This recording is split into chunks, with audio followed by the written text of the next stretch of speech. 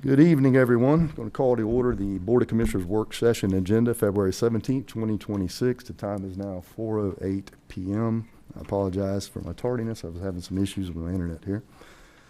Anyway, moving into work session topics. Item number 1, Core MPO US 80 Scoping Study Phase 2, Effingham BOC, presentation by Kimberly Horn. Yeah, good afternoon, Jonathan Holm, County Engineer. Got the Core MPO existing conditions study to go over with y'all. I'm excited to have this presentation to y'all. It's just the existing conditions on Highway 80, and there'll be another presentation with the proposed solutions. But instead of just presenting you, everything all at once, figured we would take time to get assessed with the existing conditions that are here. And then, when it comes time for the proposed solutions to come in, you guys would be more, knowledgeable about it. So really, this is just an introduction to the study as a whole, but also to kind of get familiar with some of the things that are here. And so with that, I'm going to turn it over to the Kimberly Horn team. We have roads with Kimberly Horn, and then also Harrison Dean, thank you. Sorry, Harrison. Not Dean Harrison. Yeah, that's right. So anyway, floor is yours. Thank you, Jonathan. Good afternoon, good evening, members of the board. Mr. County Manager, good to see y'all. Thank y'all for your time. We're excited to present to you, as Jonathan mentioned, kind of our first main phase of GDOT PI number 002-0786, which is the State Route 26 US 80 Scoping Study Phase 2. The reason it's Phase 2 is in 2023, we completed the Phase 1 scoping study for the city of Pooler within the Chatham County limits, and so this is the extension of that, obviously, in Effingham County. So we're excited to be with y'all today. We want this to be very interactive and informal, so please feel free to interrupt either Harrison or me with any questions. We will not be offended, I assure you. So I think we've done some introductions, but I also want to note I'm serving as a project manager on the project. I also serve as our business unit leader for our Savannah office here locally. Harrison Dean behind me is the deputy project manager on the study, and he is also leading the alternatives analysis phase, which we'll get into after we finish the forecasting, which is really the fun part for us. So we also are joined on the team by 2 DBE subconsultants, Southeastern Engineering, or SEI, and Symbiosity, who y'all may know from Denise Grabowski, and she's done a lot of planning work in the area. But yeah, these 2 DBE firms we've partnered with on several recent studies, much like this one. SEI is helping us with data collection and traffic analysis, and Denise is, of course, helping us with community engagement.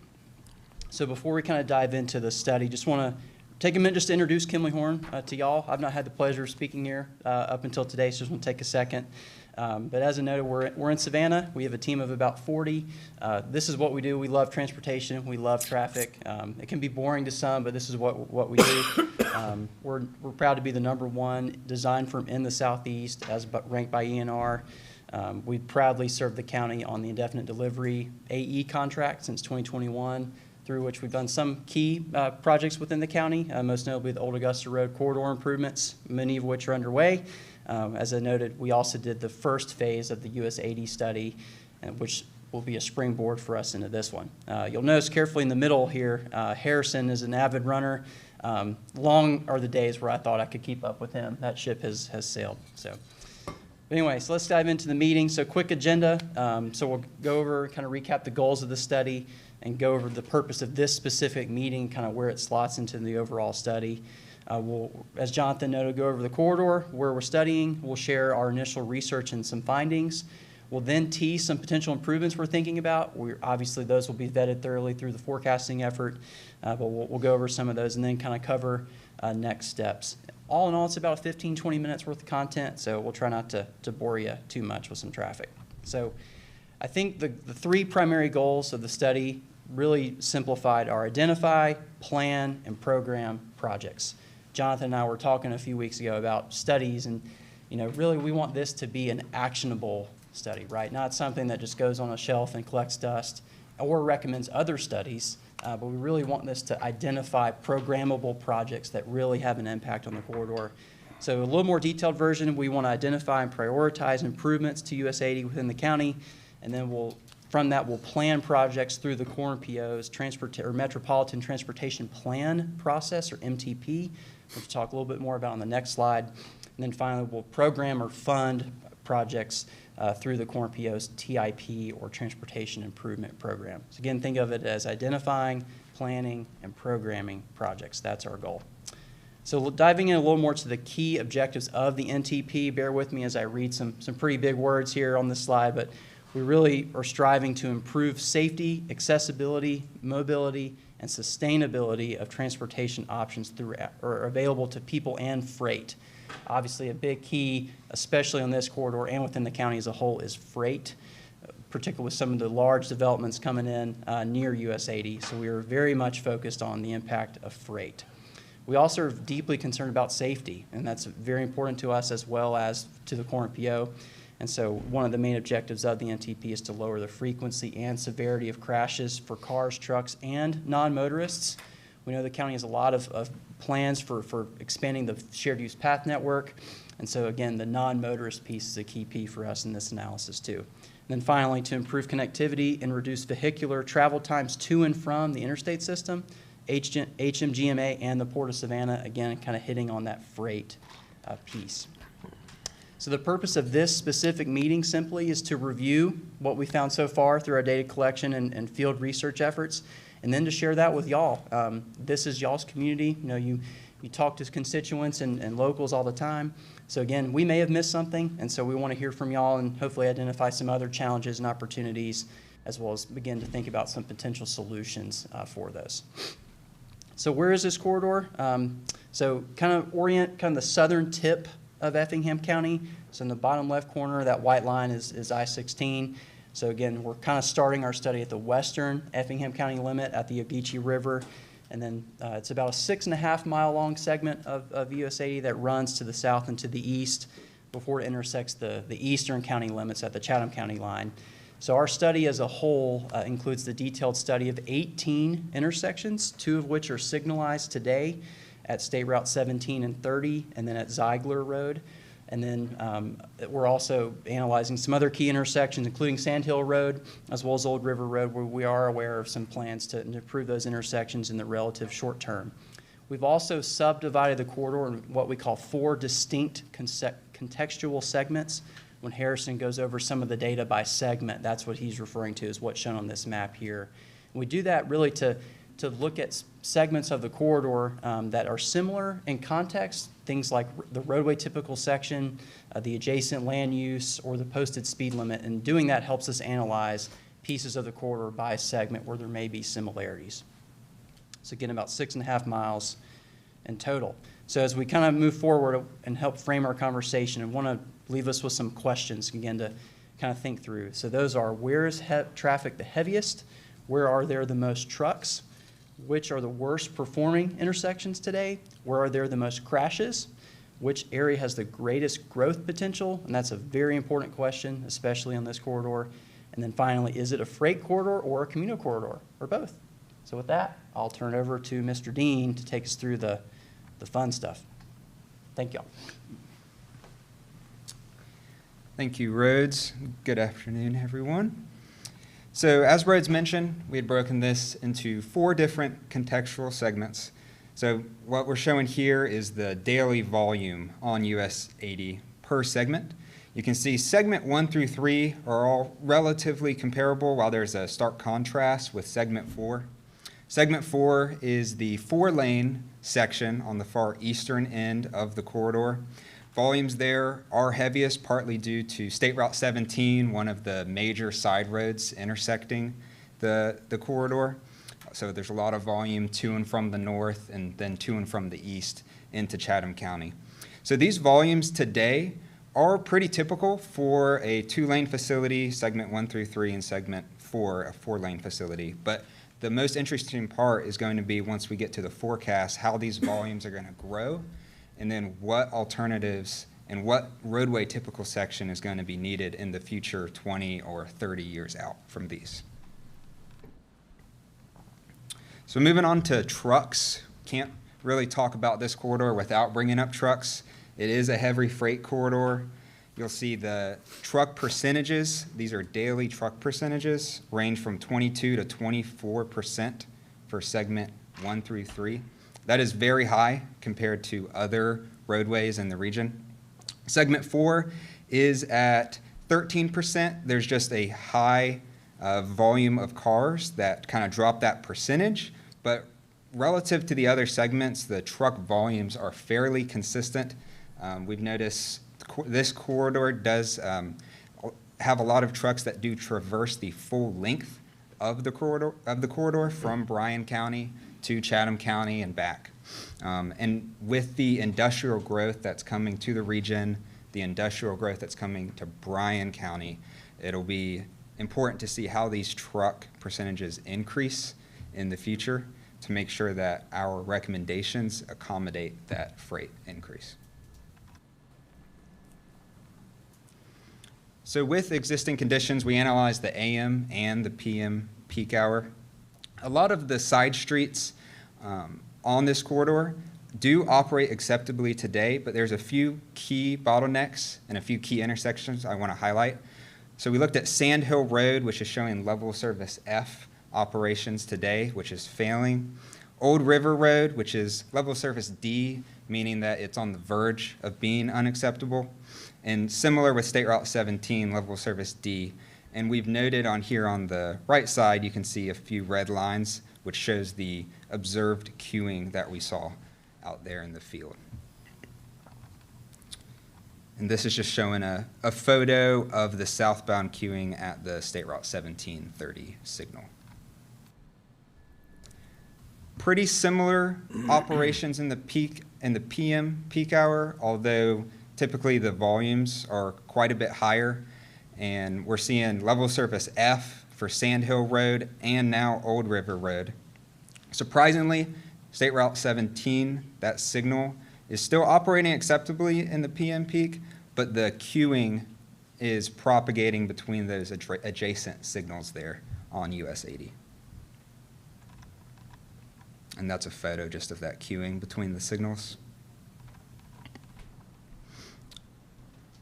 So with this study, we're not just looking at operations, not just safety, we're also looking at the land use. So we're looking at existing land use as well as future land use. The future land use will be especially important as we develop our forecasts. So a few notes about existing, kind of as a comparison as I go to future land use next.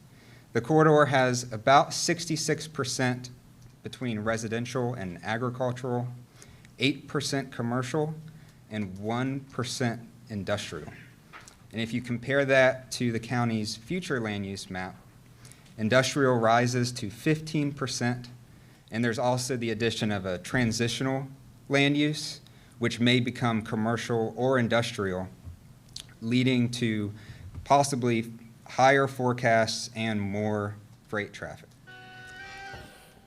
We did not just look at this bubble around the study area though.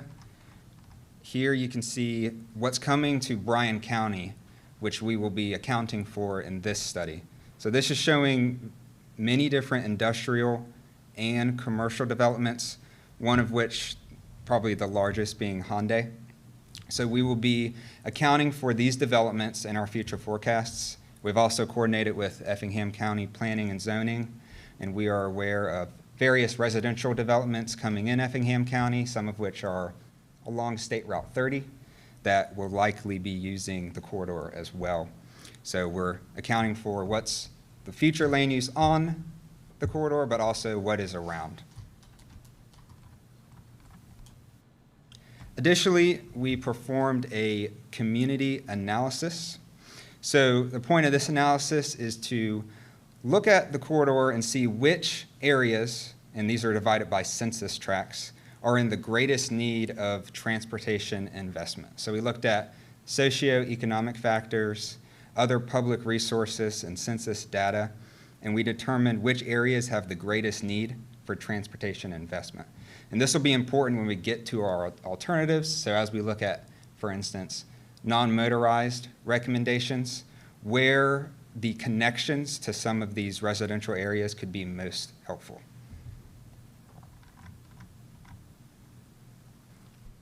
So moving on to crashes, we performed a crash analysis. We looked at the last 5 years of available data, which was 2020 to 2024. Overall, the total crashes in this 5-year period was 473. 64% were property damage only, 35% involved injury, and there were 4 fatalities. When you compare the overall roadway to a typical arterial in Georgia, the crash rate was actually less than that of the statewide average. However, one segment did exceed the statewide average, which is that highest volume segment on the eastern side. And GDOT has values that equate crash to price per property damage, injury, and fatality. And when you do that calculation on this data, it comes out to $33.4 million per year. So there's obviously a need for safety investments. So as we mentioned, we'll be looking at not just motorized improvements, but also non-motorized. So notably, this route is the Georgia Bike Route 35 and 40, yet there is a lack of bicycle accommodations on the corridor. We'll be evaluating if there is latent demand for pedestrian and bicyclists, and we'll be looking to provide greater connectivity to existing and proposed recreational and commercial facilities. So for instance, the Atlas Park project that's coming off of Sand Hill Road and US 80, making sure that there's connectivity if there's, say, a path along 80. And then the other thing that we are incorporating into this study is the Georgia High-Low Trail plan. So that trail is planned from Athens to Tybee Island. And currently the county has a concept for that trail going from Screven County down to US 80. So you can see there on the right side of the screen, it currently is planned to end there right at 80, right at our study corridor. So this study will help evaluate how do we get the path into Chatham County to continue it. That's a question for you. Yes. 2 slides back.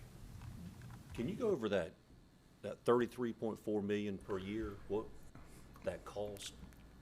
What is that number? Is that the vehicles crashing or whatever property? So it's partly property damage, but GDOT also has costs that equate injury costs or the cost of life.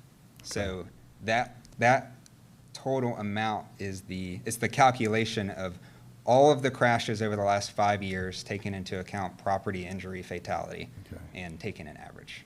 And you mentioned Yes. that the Probably.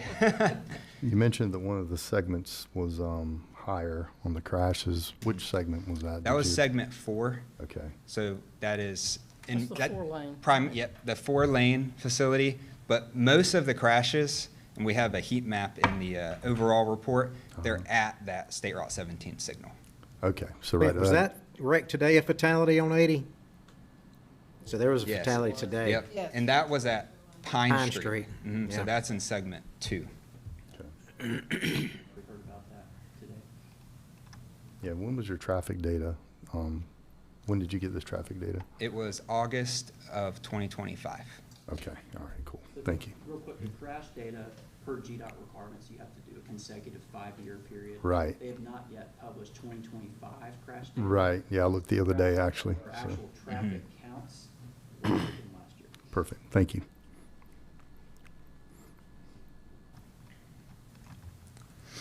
So just to finish this slide, we'll be looking at the High-Low Trail and how it's going to continue along 80. So we'll be using some of that community analysis, using that future land use analysis to determine what side makes the most sense, where are the crossings going to be. So if we have, say, a signal at Old River Road or a roundabout somewhere else along the corridor, where does it make sense to cross that path, if at all?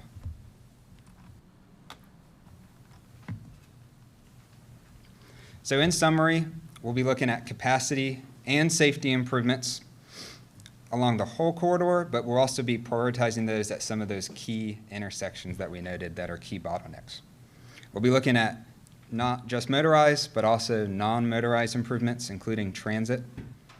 and that access management strategies should be implemented with the high number of driveways and intersections and tight intersection spacing along the roadway. So a few potential improvements. So US 80 in general, the GDOT Coastal Empire Study recommended that 80 is widened to a 4-lane divided facility through all of Effingham County. So we will be vetting that recommendation with this study. Sand Hill Road has a PI project right now for a roundabout, and there's a temporary signal being installed. We will be looking at a couple of those alternatives and how a roundabout can accommodate a future 4-lane divided section. Old River Road, the Transportation Master Plan for Effingham County recommended a signal there, and we're aware of the realignment and the Warnell Parkway extension connection to Jabbis Jones, which we'll be accounting for in our forecasts. And then State Route 17, there's definitely improvements needed at that signal. The TMP recommended some turn lane improvements there. So we'll be providing non-motorized facilities. Roadway lighting is another potential improvement. Some of the crash reports and crash trends noted a lack of lighting. And then for transit accommodations, the Coastal Region Commission currently offers on-demand coach pickups, but we will be evaluating if, say, a fixed bus route makes sense in the future for this corridor. And then a few access control plans to improve safety would be a raised median, consolidating driveways, and innovative or reduced conflict intersections to remove conflict points along the corridor. Would you say that again, that conflict intersections? So reduce conflict intersections, so that could entail removing, say, a left turn out of a side road and forcing them to take a right and do a U-turn. Okay. So that's one example. So next steps, right now we're holding our stakeholder meetings. Next phase will be the traffic forecasting. We will project traffic out to 2035 and 2050. We'll be coming up with short, medium, and long-term recommendations. We'll be doing that piece as part of alternatives, and we'll be developing concept layouts. We'll bring those to a public information open house, which will likely be at the end of this year, where we'll hold final stakeholder meetings after that. And then the final report, we will have that. It's about 1 year from now, and that will include all of these different pieces in one consolidated report. So I want to thank you for your time. I also want to note that we do have a survey that we've posted on the project website. Now, unfortunately, the QR code, due to my technical incompetency, has expired. But the link underneath does take you to the project website, and there is a survey there. So we would love if y'all would participate in the survey and if you would share that with the citizens of Effingham County. Sure, just give a, That linked on our page. yeah, I'd say get that communications to Jacob for that stuff. Yeah, but with that, I just want to open the floor for any questions that y'all have. So what do you think the widening of I-95, would that change modeling really at all, or would that have any effect on that? Which, I mean, I know we all agree that improvements need to be made to Highway 80, but that's. Yeah, I mean, that's the Think- first that's question I the ask, thing yeah. that Jumps out at me. With I-95 being more of a north-south route, it likely won't have much of an impact, but improvements to 16 could have an impact to US 80. See, I anticipate when Hyundai's at full force, that's why I brought up the Russell at the Georgia, our day at the Capitol to discuss Highway 80. I know 21's always a hot topic, but thinking of that area over there and the lack of improvement and then the cooperation that's needed because we only have such a short segment where the Ogeechee River intersects with Bryan County, and then we're, right at just past Bloomingdale, Chatham County, what their, forecast was on potential improvements to that area, and then what we could do to help mitigate in the meantime. And y'all are aware that the department is initial phase of studying a widening of Yes. 16 to Statesboro? Yes. So we'll be including that in the study. Yeah, they informed us of that. I was a little disappointed it was a little further down the road, but, put a big million-square-foot facility there, millions of square foot facility, and still, the Coke bottle still has the same opening as a 2-liter and a 12-ounce. Yeah. Got to increase the capacity. That's it. Mr. Chairman? Yes, sir. If I could just add a couple of things here, and one of them is, it's kind of an ominous time to have a meeting on the safety of 80 when there was another fatal accident this morning. Agreed. And regarding safety, it's a different dynamic when you're talking about that level of trucks and vehicles. That I was pretty shocked at the 25% number and cars trying to get on there when you're on a single lane road. But I don't know how you factor that into a safety model. But I can say, just from experience, not just the accidents, but trying to get on a road in between that number of trucks at that speed, in fact, makes it feel less safe than maybe the numbers might foretell. But that was my first point, and I don't know if those can be factored in there. Maybe they can in the public information portion of it, where folks will make that clear. But the second thing is, my understanding is that the roundabout that they have under design for Sand Hill will not accommodate a 4-lane road, right? It's a single lane roundabout. Correct.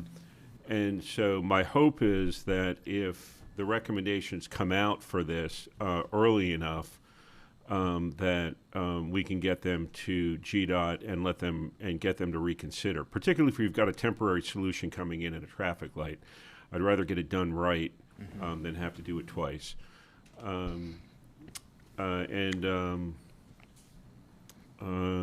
The other issue was, and I may be wrong about this, I thought there was some component in here with regard to kind of design recommendations of the corridor itself. But I didn't see that in your, that one slide up. Maybe I missed it. So the design, the alternatives. No, I was talking about that there was something in there with regards to the corridor, but we have kind of a commercial corridor layer overlay district there, and I thought that there was something in the contract that had you all address that as well. During the recommendation stage, we will Yeah. also be looking at we'll look at the future land use and help make recommendations for land use for that commercial For that segment commercial that corridor overlay. Okay, thank you. Yep, so that'll be part of the alternatives phase. So we'll go into the forecasting and then we'll go into the alternatives. Yeah, because I believe part of our vision is that area is going to be the potential commercial, it is a commercial corridor overlay right now, but, that's, as we develop further out on that end of county, we're leaking tax money to Chatham, pool area and all that, so we're kind of focusing on that commercial development there. Well, Tim, this is a question for you. Wow, this thing has turned way up. I'll ask this question while Mark's not in here so he doesn't freak out.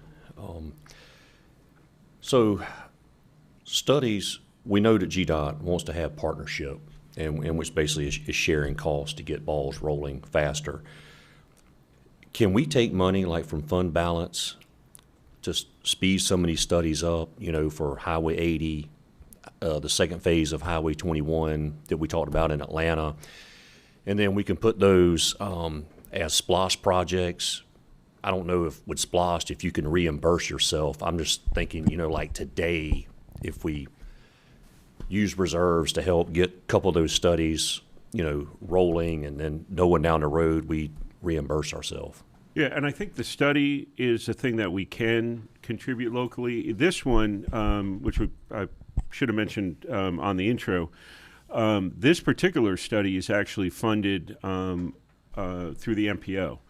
Okay. And so if it's within the MPO area, which is basically 119 and below, we can put a proposal in to the MPO to include it in their into their next study awards, which I think we're actually already doing on some corridors.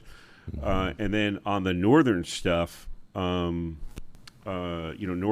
we tried and do, let's say, something above 119, we can look at we can look at self-funding those studies so that GDOT has a stronger basis for prioritizing the project, or the MPO has a stronger basis for prioritizing the project.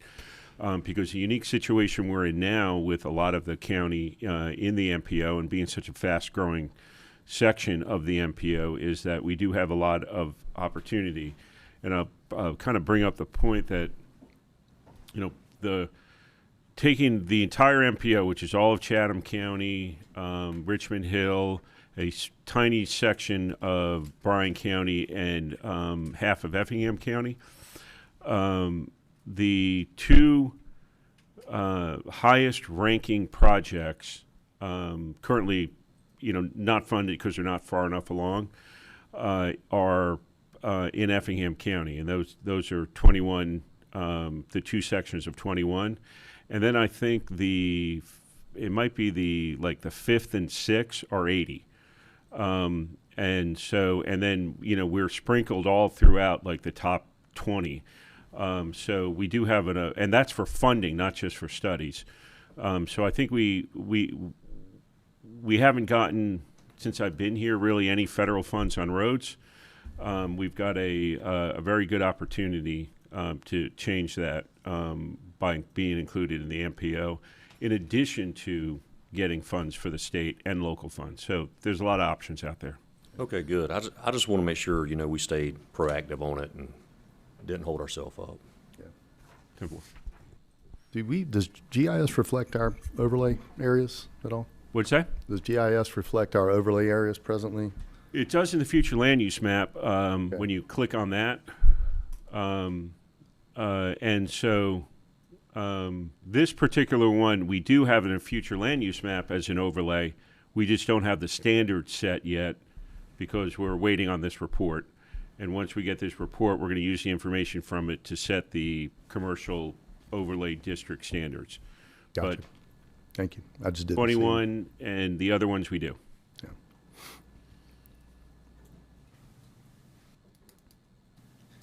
Thank you all. Are there any other questions? Nope. I think we're good. Right. Thank you, Mr. Dean. Thank you. Mr. Hunt. I will tell Mr. Hunt something, though, since you're probably going to be saying this a little bit more, since you're doing this study. It's pronounced Ziegler. I didn't want to say anything, yeah. Yeah. And Ren Con. For the correction. That's why we came, right? Thank y'all very much. Thank you. Thank you, it's very Thank you. good. All right, moving into item number 2, discussion of proposed amendment to the Effingham County Code of Ordinances, Part 2, Appendix C, Article 3, Section 3.15, home occupations. Jennifer Rose, Planner 1. So the purpose of the amendment is to update the home occupation ordinance by removing the provisions that create zoning barriers for residents. The red line revisions shift the ordinance away from the zoning compliance triggers and towards operational compatibility. The proposed amendments are the removal of the non-conforming property compliance requirement. So the red line ordinance removes the requirement that the property determined to be non-conforming must first be brought into full compliance before a home occupation is considered. The provision previously required residents on non-conforming lots, structures, or uses to pursue rezoning based on the home occupation itself. Its removal prevents residents from being forced into zoning action solely to conduct low-impact, home-based work. The Second Amendment was to remove the zoning statutes as a threshold eligibility. So under the current adopted ordinance, the zoning compliance statute operates as a gatekeeping condition for home occupational approval. The red line removes the zoning conformity as a prerequisite. The home occupation will be evaluated based on operational impacts and compliance with performance standards rather than whether the parcel is conforming or non-conforming. The red line amendments remove a single regulatory barrier to home occupations and would reduce the need for rezoning action. Okay. So,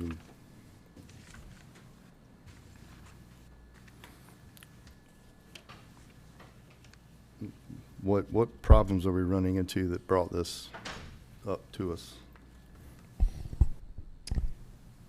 I can say on the conformance side, this is a general issue. I mean, the board has addressed some of the non-conforming lot problems that we've had, where most of our non-conforming lots are the result of, that is when we established zoning in the county. We did this kind of blanket AR1 zoning against a lot of properties that didn't meet the zoning standards. And I think that cemetery one a few weeks ago is kind of an example. And so one of the earlier things that you've all corrected was with accessory structures, where we weren't allowing anybody to put an accessory structure on their property, or even a swimming pool, without having to rezone their property to being conforming, which we just felt was too much of a burden, particularly as long as and we made the condition that as long as it meets the setback requirements, it can be non-conforming. This is very similar to that, and whereas in order for someone to do something that a conforming property would not have an issue doing, which is home occupation. Mm-hmm. They cannot do it because their lot is non-conforming, and they'd have to go through the entire rezoning process. Mm-hmm. That being said, some AR1 properties have kind of a looser requirement with regards to home occupation because they're generally assumed to be larger.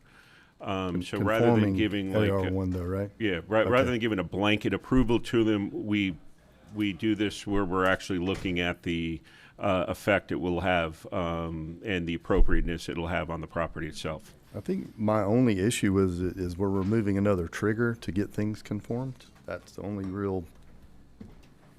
And that was the thing we looked at. We'd prefer to have properties that are brought into conformance, but it's such a burden to the homeowner. Right. For some more standard uses that they want, or rights that they want to be able to access. Right. And so I think we still have it for if they're changing a lot line or something, right? So it's a permitted use for all agriculture. So the home occupation is a permitted use across all agricultural and residential. Right. Now, it is still required for a residential business, so differentiation between those two being home occupation, you're in your house, you don't have any signage, no one's coming very to the low impact, property. yeah. Yeah, and it's across all of those residential agricultural zonings. The difference being with a residential business, we would maintain that for them to come into zoning conformance with that. And Lee, I'm going to ask you a question. If somebody voluntarily wanted to rezone their property, is there a way to do that without having to have all the hearings? No? No. Okay. The one thing that where I've seen it was a problem of triggering them is, in one example, there's a block at Goshen Road, kind of Golden Drive. There's a lot of AR1s that are non-conforming. To make them rezone, now, essentially what you've made them is non-conforming to their neighborhood. Right. You know, it's almost, you either need to rezone all of them or just let them remain non-conforming together. Right. And the one that I always pick on is going to be Westwood Heights. If you come in for a home occupation in Westwood Heights, anyone in that Yeah, entire sure, neighborhood will need to rezone. Everything from Swagoffer Creek over, up that way is all non-conforming AR, or a lot of non-conforming. Okay. That's cool. We'll just catch them when they decide to improve or Catch 'em. go for more structural route. Which they, theoretically, if it's a non-conforming AR1, they could rezone to AR2 and maybe improve their setback, you know, give them more potentially, so it's really more Yeah. restrictive to remain AR1 in a sense. But that's just an example. Okay. Yeah, that was my only real question was, are we leaning to triggers to do it, or is it impeding? A good point, Phil, on that.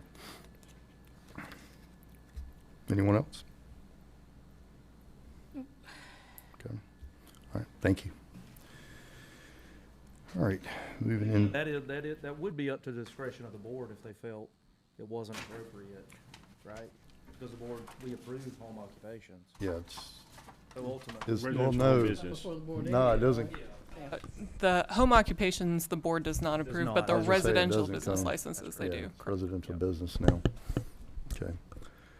Moving into item 3, discussion of an amendment to the Effingham County Code of Ordinances, Part 2, Appendix C, Article 5, Section 5.13.5.14, and Section 5.15. Yes, Pamela Melser, Director of Development Services. This was really born out of some cleanup of the pre-existing I-1, which is known as zombie ordinance. No one can currently zone to an I-1.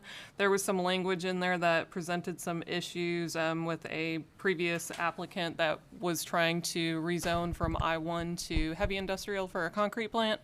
And this is helping to clean that up and be more in conformance with what the other zoning language says. There's some tables that we've inserted in there to make it cleaner, and then also removing the specific listing of uses for heavy industrial and light industrial, and just purely referring to the table of permitted uses.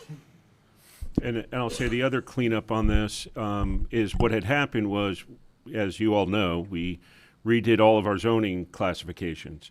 But I-1, just like R6, since we don't allow folks to rezone into it, we didn't make the adjustments like we did the other ones. But we do have to clean it up simply because we have all these properties that are currently zoned I-1. And so this, again, we had some conflicting what was listed on the list and what was on the table of permitted uses. There was at least one conflict where the list in the ordinance allowed something that the TPU did not by right. And so this way, anytime any of those uses changes, you change the table of permitted uses and you don't have to change the text of the ordinance. The other thing that was incorrect, if you all recall, we do not send site plans to the planning board prior. It goes right, since it's more of a approval to determine conformance, it goes right to the Board of Commissioners. And for some reason, there was language in here, and I think it was old language, that had it go to the planning board, which is just an additional step. And I feel like I'm missing a few other things. Oh, yeah, and just some language changes, like we had fire marshal in there. We don't technically have a fire marshal. We have a fire chief. And so some language cleanup, too. Would you like a new title, Clint?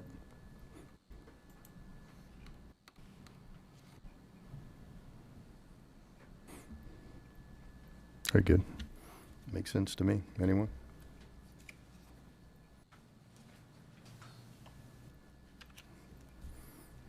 Silence means no. Me. All right. So we'll reconvene here at 5 p.m. for our meeting.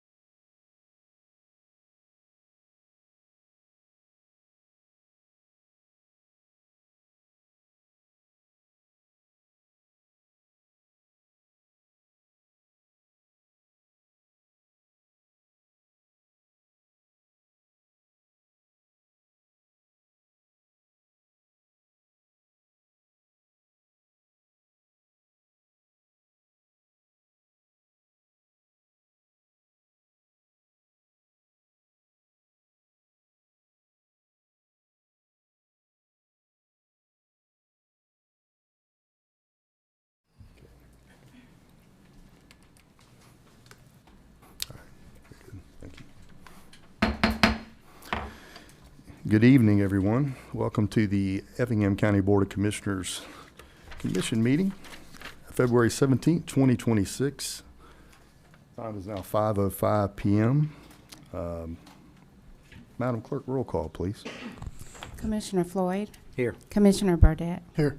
Chairman Ryan, Here. Commissioner Deloach, Here. Commissioner Helmley, Here. and Commissioner Kiefer. Here.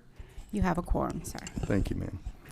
Madam Clerk, we have someone for our invocation tonight? Yes, sir, we do, Mr. Chair, board members, staff, and guests. Tonight we have with us Jared Lee, who is a junior 4-H member with Effingham County 4-H and a valuable member of the 4-H archery team. In addition, he is a dedicated 7th grade honor roll student at Ebenezer Middle School and a member of the Between Rivers Elite Archery Team, a youth program associated with the Ogeechee Bowmen. Beyond athletics, Jared is a highly active in his school community as a saxophone player in Eagles Wins and participating in several clubs, including the Ebenezer Middle School Chess Club, the Beta Club Robotics Team, and the Technology Student Association. He also shows commitment to character and faith as a member of the Fellowship of Christian Athletes and as an active member of the youth group at First Baptist Church in Rincon. Please help me welcome Jared Lee. Thank you.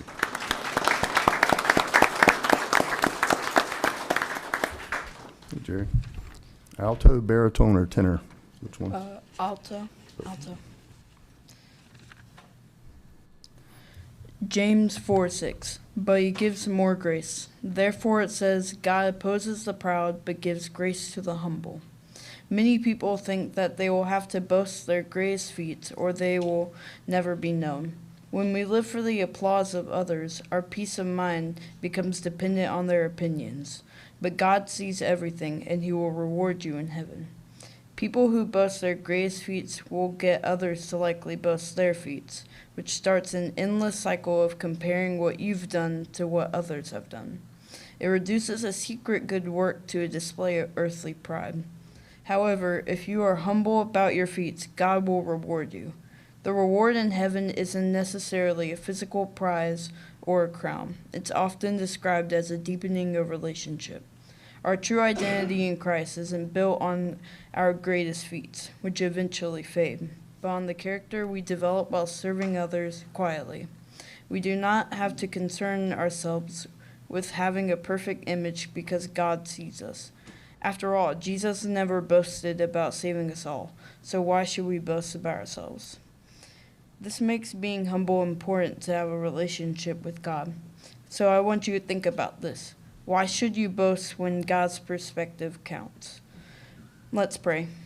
Dear Lord, we thank you for letting us gather here today for this meeting, and please let the leaders here have discernment and guidance for what you want them to do.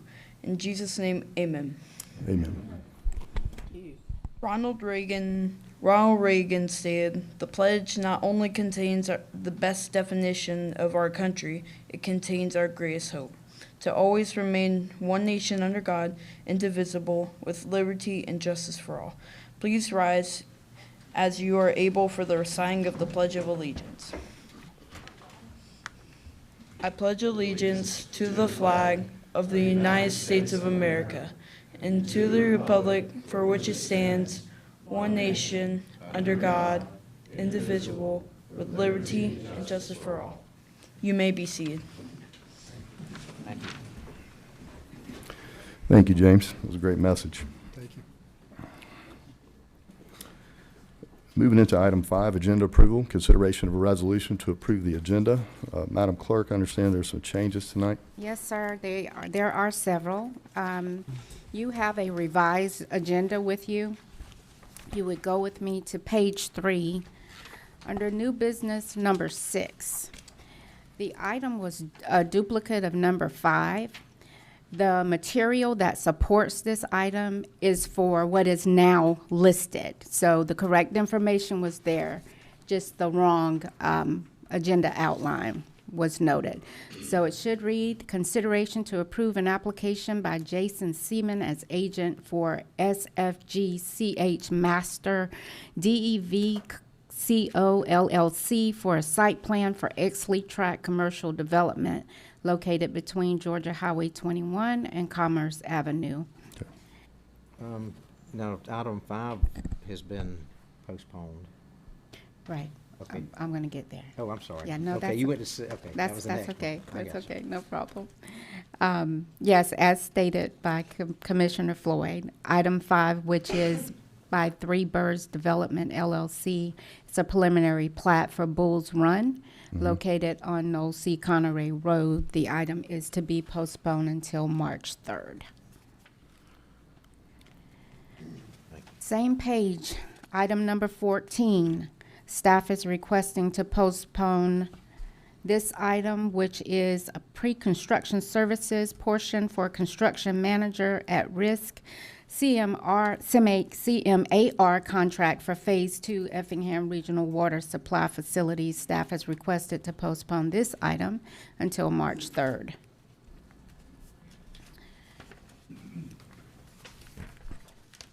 Go with me now to Planning Board, number 13 and 14, which is submitted by Robert McCorkle as agent for Estate of Ida Hagan, Carolyn Lucas, executor. This is to rezone 5.63 acres plus or minus on 3135 US Highway 80 from AR1 to B2.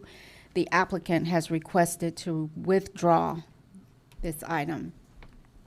Item number 15 and 16 is submitted by GW Investments, Gary Wiggins as agent for Joyce R. Wright to rezone plus or minus 135 acres out of 146 acres located on McCall Road. The request for this item is to postpone until March 3rd. The request is by the applicant. Items number 17 and 18, submitted by Courthouse GSL to rezone plus or minus 15.33 acres on Courthouse Road from R6 to R1. The request by the applicant is to postpone this item for 90 days, which will put it at our May 19th, 2026 meeting. And those are your changes, sir. Okay, so just What was the last one, 17 and 18? 17 and 18. to be clear again, So on your planning board list, items number 13, 14, 15, 16, 17, and 18 will not be items for discussion tonight. thank you. And just the rewording of the other ones, Yes, sir. in new business, okay, The rewording Very of good. 6. Rewording of number 6. yeah.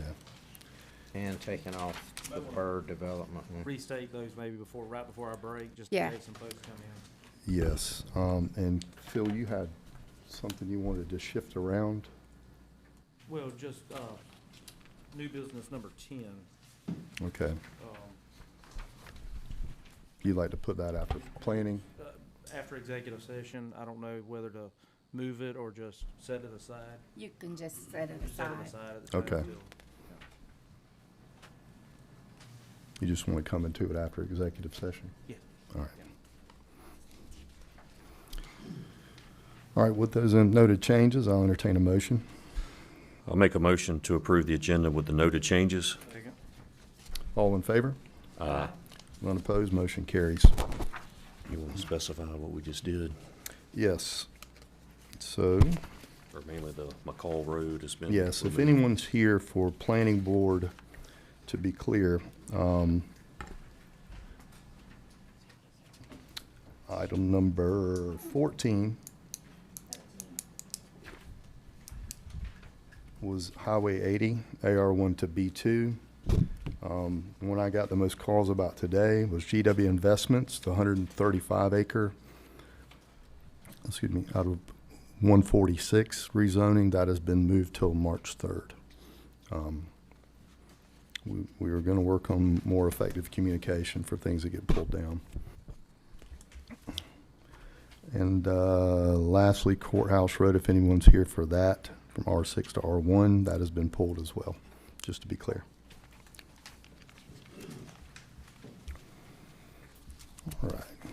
Moving into minutes, consideration to approve the January 2026 regular commission meeting minutes. I'll make a motion to approve as presented. Second. We have a motion and a second. All in favor? Aye. None opposed, motion carries. Public comments. Comments shall pertain to agenda items only. Should you wish to make remarks, clearly state your full name into the microphone before commencing to speak. Correspondence, the agenda packet for this meeting is posted on the county's website. Any additional documentation presented at the meeting shall be submitted to the clerk for receipt, recording, and distribution to the board. Moving into item 9 is a presentation. Madam Clerk. Commissioner Kiefer,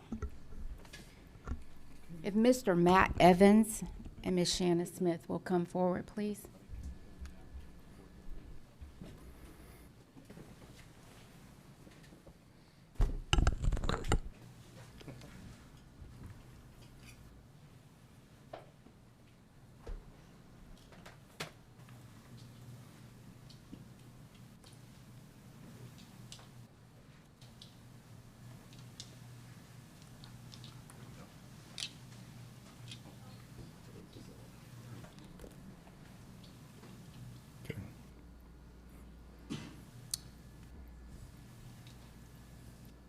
Do you have a mic? Okay.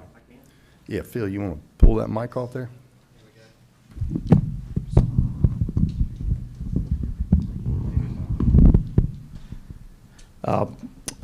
We are honoring these two this evening for going above and beyond. So this is a great example of our local government participating with the private sector. I won't go into the details. I don't know, Shanna, are you comfortable explaining some of the details of what you guys did? Sure. I know you don't want to be proud of it, but we're proud of y'all. So basically, during Hurricane Helene, we had a senior citizen reach out to emergency management, and she was looking for a shelter because she didn't have any power in her home. So we were able to, take her to one of our shelters that we had open in the county, and then that just kind of spiraled from there. When we brought her back to her home, I noticed that her roof was severely damaged. She had quite a bit of mold throughout her home, just uninhabitable. So that led to, it was probably about a year that we kind of went back and forth with Miss Peggy, trying to see what we could do to help her with her roof. And that led to me meeting Matt, and that just kind of took off as far as him lining up contractors, and he was able to really give her a new home, basically, with a bunch of 40 different community members, contractors. And we welcomed Miss Peggy back into her home probably about a month ago. Do you want to speak, Matt? Okay. Okay. But what they did is it's pretty remarkable. And I know there are more folks involved, and but we appreciate y'all stepping up to help Miss Peggy. So, absolutely. Well, thank y'all. Thank you.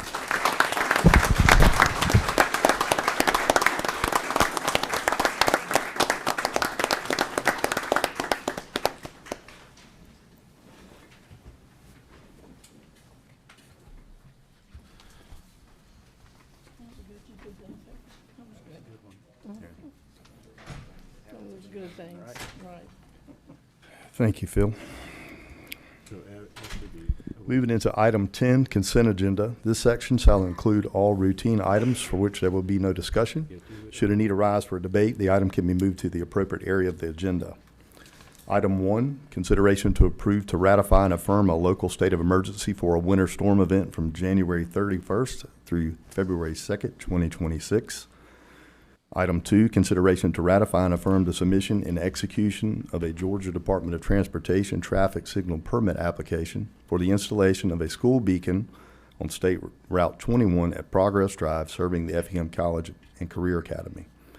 Item 3, consideration to ratify and affirm a memorandum of understanding with the Georgia Department of Transportation for utility coordination related to the I-16 widening project. Make a motion to approve as presented. Second. We have a motion and a second. All in favor? None opposed, motion carries.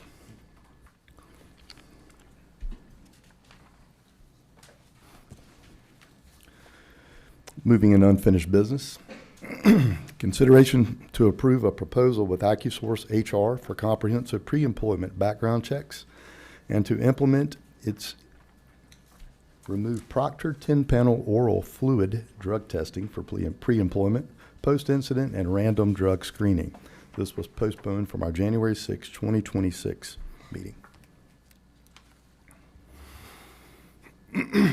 Good evening, everyone. My name is Sarah Mousoff, Director of Human Resource Services. So at the last meeting, you guys had a couple follow-up questions. We were able to get in touch with the vendor, and they kindly answered them. So our IT department as well helped us grab our own little kiosk area up in HR. So I know that was a concern, right? So we will be allowed to proctor the oral exam right there in our office. We can also do post-accident right there in our office as well. So IT worked with us, the vendor worked with us. Everything is good. I think the other question was concerning false positives. They said it's less than 1%. So, I mean, they've been around 25 years. I'm here to answer if there's anything else. If there is a positive, is there a second test? Yes, sir. Okay. Yes, sir. Yep. Yeah, each box comes with 2, just in case. Okay. Mm-hmm. I think the second part of my question, I don't know if you know this or not, was how that compares to your analysis as far as false positives or false negatives. Depends for that on the matter. type of the- Accuracy is what I was looking for.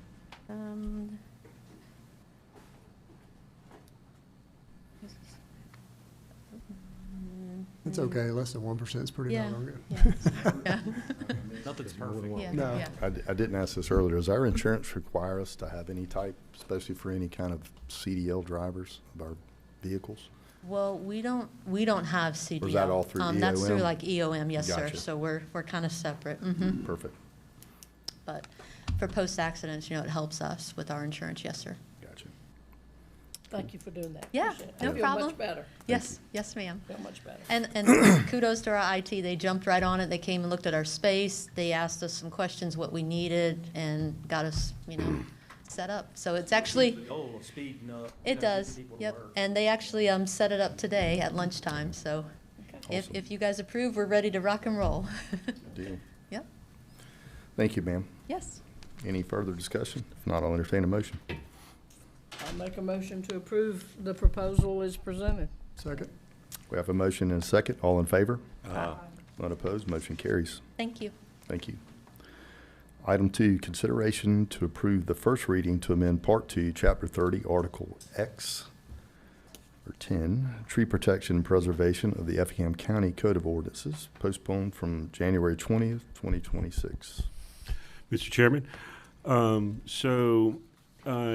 this was postponed so that we can get feedback from several parties, which I've met with folks. I know the Development Services folks met with folks. We got some really fantastic feedback and feedback via email. And so one thing we realized from this, there's a lot of great ideas, but they don't always agree with each other. And so one of the recommendations that we're coming up for tonight, and I will kind of go through this list that I handed out to you, but essentially is to make the current ordinance operable and enforceable, because as of right now, we don't have the structure in place or the processes in place to enforce our current recently passed tree ordinance. And so and while we make it much easier for our staff to enforce, we then reinstitute something that worked fairly well for us, and that is a steering committee. And we've got a lot of folks who have a lot of interest in this topic. And we invite the previous members of the steering committee, some of the folks who provided us, or quite frankly, all of the folks, if they want to get involved, who provided us feedback since we started this process with the tree ordinance, where we can come back and recommend some final changes. But my recommendation is to, since we have an ordinance on the books that kind of makes it difficult for staff to actually create a way to enforce the current ordinance, that we temporarily fix the current ordinance, and then we come back after the steering committee meets. And we put 3 meetings in here. If it's 2, that's fine, but we really think 3 will do it at the most, where we come back with some recommendations for changes. We can dig deeper into what the surrounding jurisdictions are doing, particularly the ones that are kind of leading the way on this, like Savannah, like Bluffton, like Hilton Head. Come up with best practices and come up with a process that can be enforced. With that, I'm just going to kind of list out the changes to the ordinance on the books right now, and then we can come back and fix it after or make any recommended changes after the steering committee makes their recommendations. And tonight, this just covers major subdivisions on this. Correct. That's right? one of the changes that we're making, right? Is that one of the feedback we got was that this really, that this would affect, a family subdividing a lot for, let's say, into 4 pieces for an estate or something like that. Now, all 4 lots would be subject to the tree ordinance, and I don't really think that's what where the original one did not, and I don't think that's what the board had intention on. And so what we did is, and I'll start from the top, and I'll get into that one in a second, is we tiered the tree species list, and we dug down a little bit deeper to one of the criticisms we got with regards to how we treat oaks as all the same, and when they're not. And so we have 2 tiers, and I'll tell you what the tiers mean afterwards. Tier 1 is kind of like your very protected trees, which are your live oaks, your black cherry, your longleaf pine, and your southern magnolia. And then your tier 2, which are also protected, we broke down the oaks into white oak, southern red oak, bluff oak, and post oak. And so therefore we're not including things like laurel oaks and water oaks in there. Black walnut, eastern red cedar, tulip poplar, American holly, beech, river birch, sycamore, red maple, flowering dogwood, fringe tree, buckeye, black gum, and the musclewood hornbeam. And so essentially, if you had one of these trees on your parcel and you were trying to accomplish a major subdivision on it, if it's a tier 1 tree, they would have a tighter level of protection. They would have a DBH, is that right? 16 inches diameter. Where the tier 2 trees would have one of 24 inches in diameter. Those are a little bit more restrictive than I believe Bluffton, which is 18 and 24. I think it matches Hilton Head from my reading at 16 and 24. I believe Pooler is 18 and 24, so it's right in the middle there, or slightly more restrictive on the tier 1 trees. And so the clarification of the canopy coverage, because this language was not clear, that once you get the 25% canopy coverage is met, you don't have to further mitigate the trees. And then we had a replacement. This is actually where it gets a little bit more restrictive. where we had a 1-for-1 replacement of mitigated trees. Since we are making the diameter bigger, those instances aren't going to happen as often. And so we felt that that we were going to recommend 1 inch to 2 inch, so that if you currently the ordinance says if you cut down if you cut down a 16-inch tree, you have to replace it with 16 inches of tree diameter at a minimum of 3-inch diameter replacements. What we're replacing it with is that it's 1.5 per one. So we're increasing that replacement requirement by 50%. And considering these instances are going to occur when you're going to when you'll be cutting down trees that are could be in excess of 24 inches, we didn't think that was unreasonable. And so these are applicable to the specimen and landmark trees as well, which are landmark trees. Specimen trees are are effectively the trees in the species list above. But the landmark trees, we don't really have many of them, but we can declare them. And matter of fact, I think that just in the news recently with Chatham County, they declared a rather large live oak that was going to get cut down for power lines, a landmark tree, in order to protect it. We don't have those right now, but we can, and they would have additional status. That's currently in the ordinance, but you know these would restrictions would apply to them. And then if it's simply a protected tree and not a, and not a landmark tree, it would remain what's in the ordinance right now, 1 inch to 1 inch, until the if that wants to change when the steering committee comes up with their recommendations.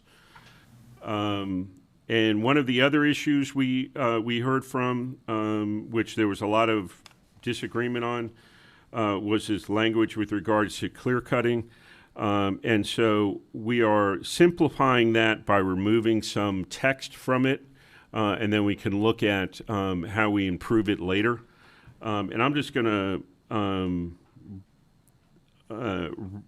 read what we are removing from it. And so currently it says clear cutting performed as part of an approved and ongoing forest management plan filed with the Georgia Forestry Commission shall be exempt from the subsection C. And we originally had the requirement that it remained designated forestry use, and I'll tell you why we're changing that. We removed that. In the event of a change in land use, rezoning for non-forest use, such property shall be subject to all development regulations and permitting requirements contained in the zoning ordinance of Effingham County. What we are then removing is in the event of change in land use or an application for rezoning is submitted within 3 years of any clear-cutting activity on such property, clear-cutting shall be conclusively deemed as pre-development clearing, and the property owner shall be required to restore the minimum of 25% of the tree canopy, so on and so forth, and contribute to the tree fund, etc. What we're essentially saying is that if you, by removing that, is that if you clear cut a piece of property and then rezone it, you'll just have to meet the minimum requirements, and some of them are already in the ordinance already, like the buffers. If you clear cut it from corner to corner, you have to reestablish the buffers anyway, right? And if after you reestablish those buffers, you still don't have a 25% tree canopy, then which is probably unlikely. But if you still don't have a 25% tree canopy, you will then have to just reestablish enough based on the canopy replacement formula, to meet that 25% requirement. There's no longer a 3-year requirement, a 3-year timeline set forth in here. Again, unless the committee wants to clarify or harden this language, we figure that this provides us with a path forward with a tree ordinance that is probably as effective or maybe even a little bit more restrictive than some of our surrounding areas until we get this additional feedback from the steering committee. As mentioned above, this will only apply to major subdivisions and not simple or minor. And we also excluded business and industry properties, and only because we think they need a specific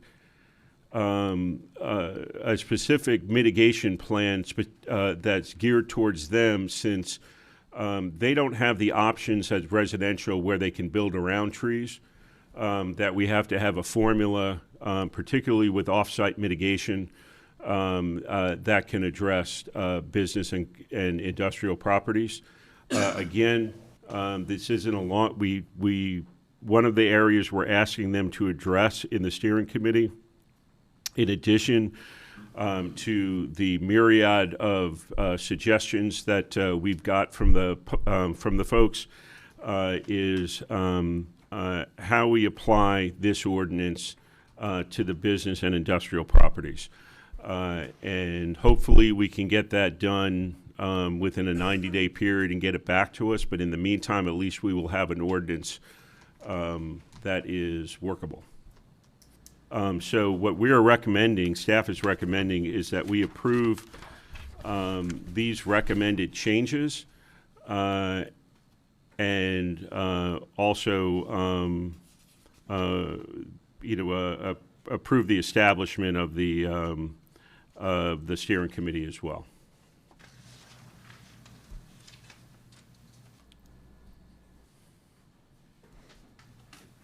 Well, it's much better because what we had wasn't workable. And I think this is a start, but I'm sure there'll be other changes after the steering committee meets. I agree, Forrest. I'm glad the steering committee is going to get pulled in and they'll be involved as well. But I agree. I think this is definitely better than what we currently have in place. Do we have any details on that committee? Well, we've actually, we want to invite, we've got some new voices who really provided some feedback here. Some of them have traditionally been involved. We certainly would like to see them involved. Some of the environmental folks have, provided, some great information to us. And so we're going to basically invite anyone. We'll make an invitation open to the public, right, like we did last time. But we will also be individually reaching out to the folks who've reached out to us with regards to the tree ordinance and inviting them on the committee as well. How many people you think it'd be? Generally we try and keep it under 15. And if we have 3 meetings, I can tell you, if we had 15 members, if we got 10 at each meeting, that would be a very high attendance.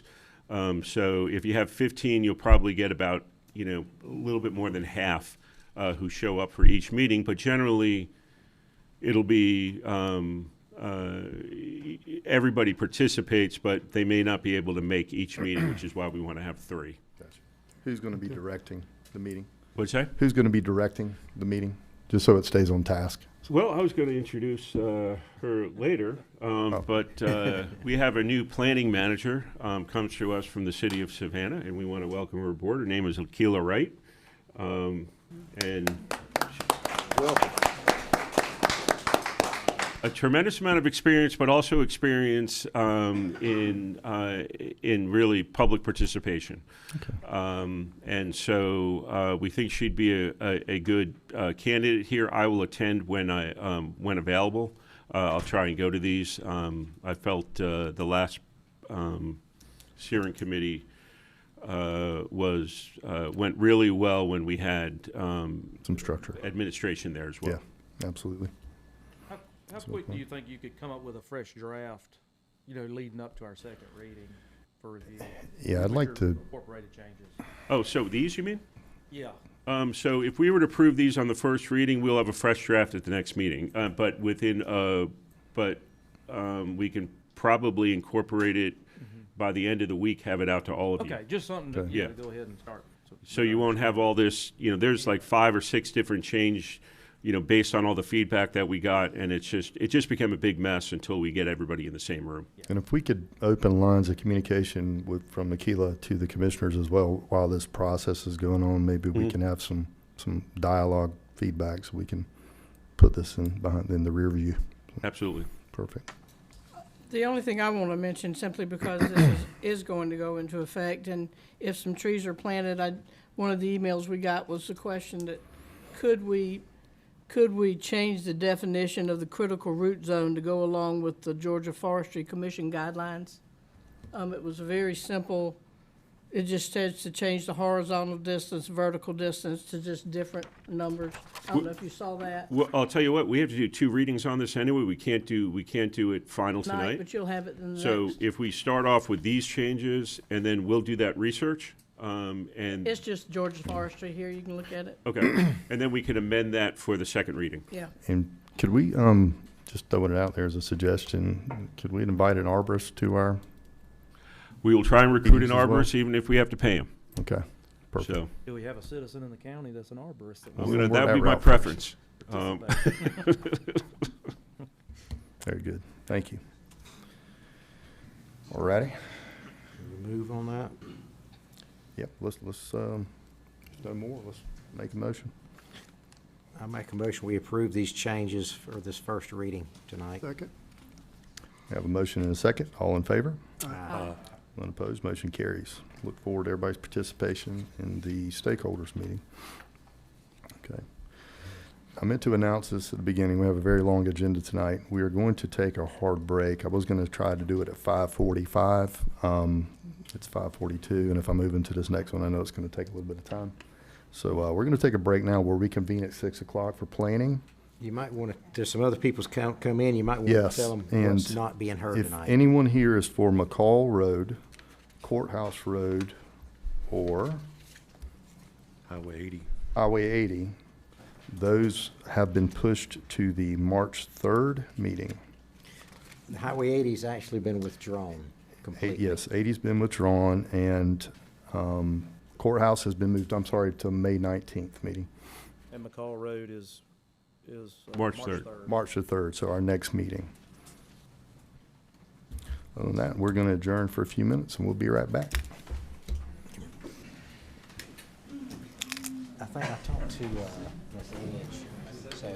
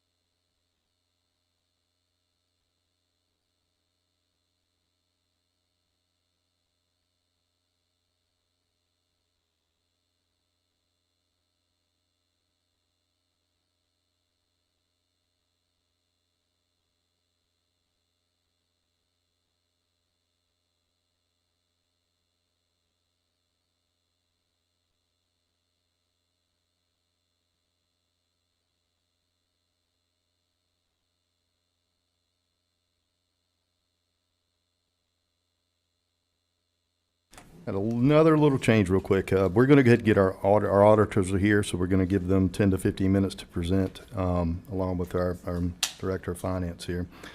So I'm going to skip forward to new business item number 1, which is our audit presentation. Presentation of the fiscal year 2025 audited financial report by Lanier Deal and Deal.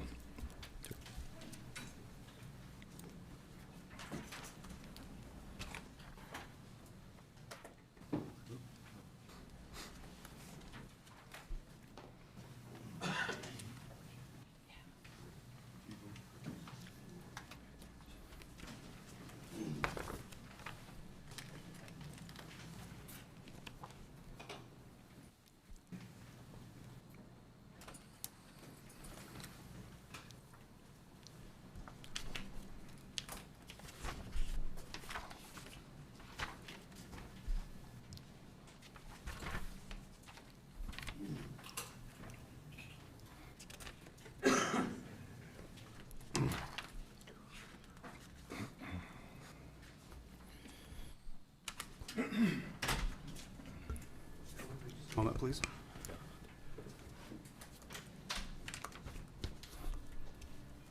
During this intermission, Forrest is going to sing us a song for us. Let me hear you. It's on you. You're up. Yeah, you're going to sing us a song and while we have this intermission. Yeah, I don't so. want to hear that.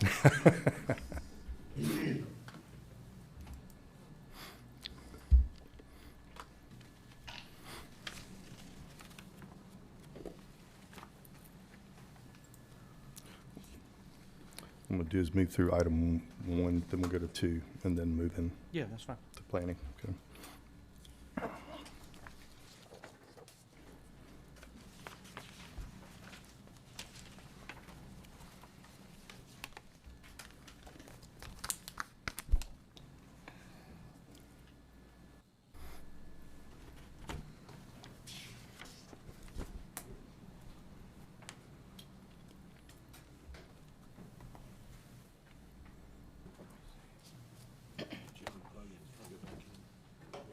Here it goes. It's starting up now.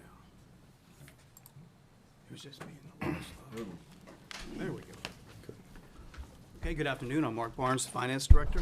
The annual audit for fiscal year ending June 30th, 2025 is complete, and the board received the electronic copy last week. I know we have a very long agenda meeting tonight, so I'm just going to keep this very short and quick and just kind of run through some of the highlights. Nothing changed significantly since we went over the review in the October retreat, and those numbers are essentially the same, especially with regards to general fund balance. So this, real quickly, these are the items I'm going to cover, some income state items, some specific highlights, and then the end audit results. And just going to dive right into it. So this slide here, we have the normal operating revenues for the major funds, and these don't include non-operating items like transfers between funds. These numbers come from the Statement of Revenues and Expenditures, which in the audit is on page 18 for governmental funds and page 26 for the enterprise funds and the self-funded insurance. These two statements on page 18 and page 26 are often considered two of the more important statements you're going to see in the audit. Looking at these numbers, we see that overall the revenues in both governmental and enterprise funds are up for the year with a few exceptions. There's a couple items I do want to go over. In the general fund, regular operating revenue growth was driven primarily by tax receipts, in particular sales tax and the vehicle title ad valorem tax, but it was also helped by property tax digest growth from new construction.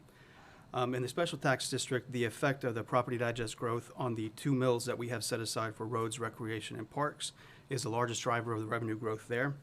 And in the ARPA fund, this grant was effectively completed in fiscal year 25 with all the remaining grant revenue claimed in that fund, and then that revenue was then transferred to the general fund.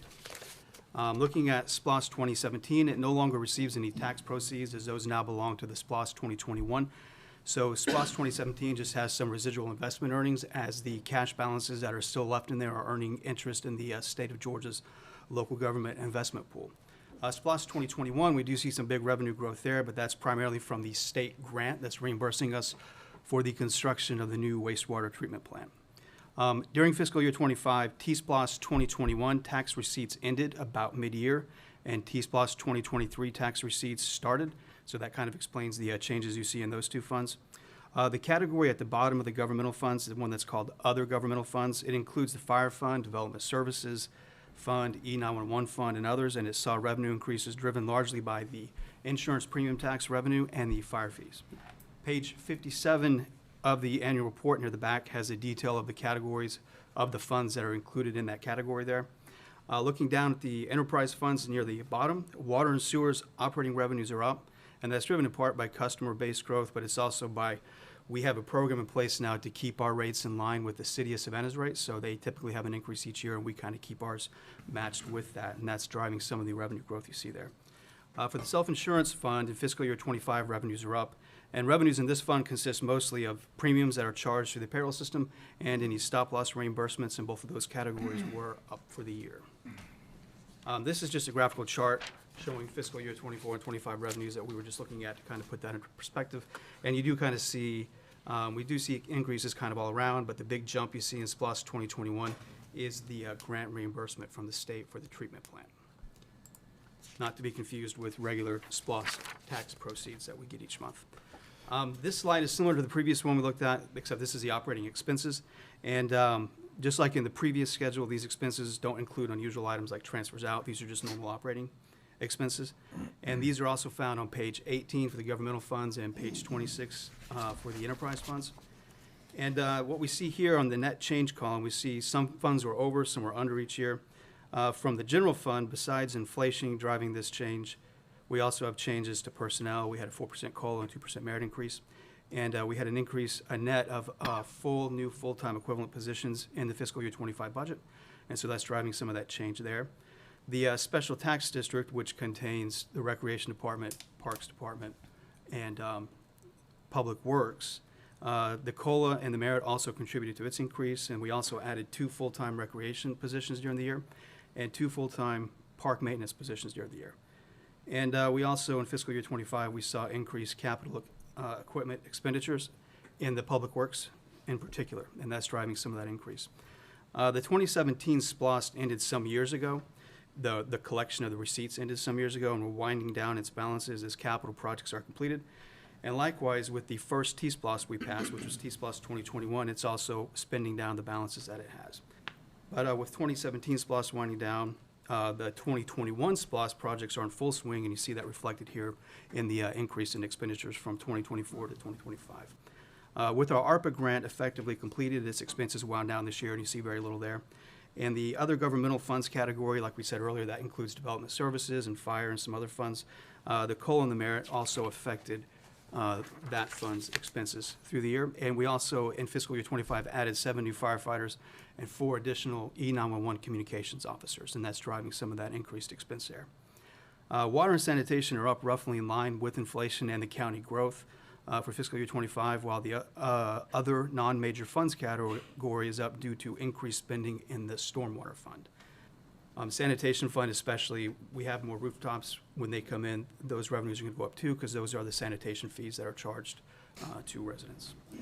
In the self-funded insurance fund, we see increased expenditures there, and that's just going to be based on the experience of medical payouts in cases that the self-funded insurance plan has that year. So we will see that number tend to fluctuate a lot more than some of the other funds year to year. And this is just a graphical overview of the expenses that we just looked at. Just kind of a comparison there. You see a lot of them are up a bit. And then this here is fund balances, and so this kind of shows the net effect. We looked at the revenues and how they changed, and the expenses, and we net those out. That's how your fund balances changed. This also includes, at the fund balance level, any special items or like the interfund transfers that the other ones don't show that are not regular operating. Everything will be included in here ultimately, including those types of items. Bond proceeds and things like that will land in here. Like before, this information is on page 18 and 26 of the annual report, and a detailed breakdown of these fund balances and any restrictions they have can be found on the balance sheet on page 16 for governmental funds and page 25 for the enterprise funds. The general fund, we're going to cover that in its own slide next, but moving on to the others, we generally see increases in fund balances in our regular operating funds, such as the general fund and special tax district fund, while our capital project funds saw decreases as we spent down cash and bond balances on capital projects throughout fiscal year 25. We spent a record amount on capital projects in fiscal year 25, as the county was paving roads, upgrading parks, expanding the water system, and began the new wastewater treatment plant project construction last year. Down in the enterprise section, we see other non-major funds had a negative fund balance. Though it's a pretty small in terms of dollars, this is a result of stormwater spending, which is currently funded purely by operating transfers from other funds and does not have a dedicated revenue stream for that yet. And then at the very bottom, again, we see self-funded insurance. Their fund balance went up, but again, that's going to fluctuate heavily year to year just based on the experience report of the self-funded insurance plan. So looking at the fund balance of the general fund in particular, in the previous slide, we saw the general fund balance increase by around 11 million, and this was driven largely by a one-time transfer from the ARPA fund of nearly $8 million, as that grant was basically completed during the year. And on the revenue side, aside from that $8 million, the 11 million, the remaining 3 million of that is largely explained by some of the usual suspects that we see come in higher on the revenue side than we anticipate each year. And that's going to be, up here we see it's going to be the investment earnings from the local government investment pool, the title ad valorem tax, and the sales tax. We've budgeted those more aggressively in fiscal year 25 and 26. So we're not seeing the big, large, unexpected increases in that we used to when inflation was really running rampant. But we do see a little bit of a bump, and some of that 3 million is coming from those main categories. Expenses, actuals versus what we expected and what we budgeted played a lesser role in the fund balance increase this year because they came in closer to how we budgeted than in prior years. So the additional revenues are primarily earning more revenue than originally projected is where the increase in the fund balance on the general fund comes from. And just a couple of highlights. This is just a few things we picked out for the year. So in fiscal year 25, we had 15.1 million in T-Splosh 2 road projects, 5 million in T-Splosh 1 road projects. New wastewater treatment plant construction began. Overall, we had about 58 million in capital project expenditures across all funds, including our enterprise funds for the water system, Splosh, T-Splosh, everything, which is a record number. For comparison, back in fiscal year 15, a decade ago, we had under 10 million in capital expenditures in that year. So this is, you know, a pretty dramatic thing, but and you'll see that every day with all of the projects that are going on in the county. Fiscal year 25 also saw us begin the implementation of new budget software, OpenGov, which that's completed now at this point. The administration building, this building had the remodeling going on in the other section of it, and that was completed in fiscal year 25. The CEM gym additions were completed, and the Baker Park upgrades are started and are now at this point finished. And those are just a few of the many capital projects and big items that have been going on and captured in these financial statements for that year. The audit results, we ended with an unmodified opinion. There was one finding pertaining to constitutional officers' funds, and our auditors are here, and we'll talk a little bit more about that. And last year, you know, we did have 3 findings related to these funds, and so this year there's 1. So there's been a pretty marked improvement in that regard with some of the work that's been going on in those offices to straighten these things out. Can I just bring up a point on that, if I may? One of those findings, has been ongoing for at least 8 years.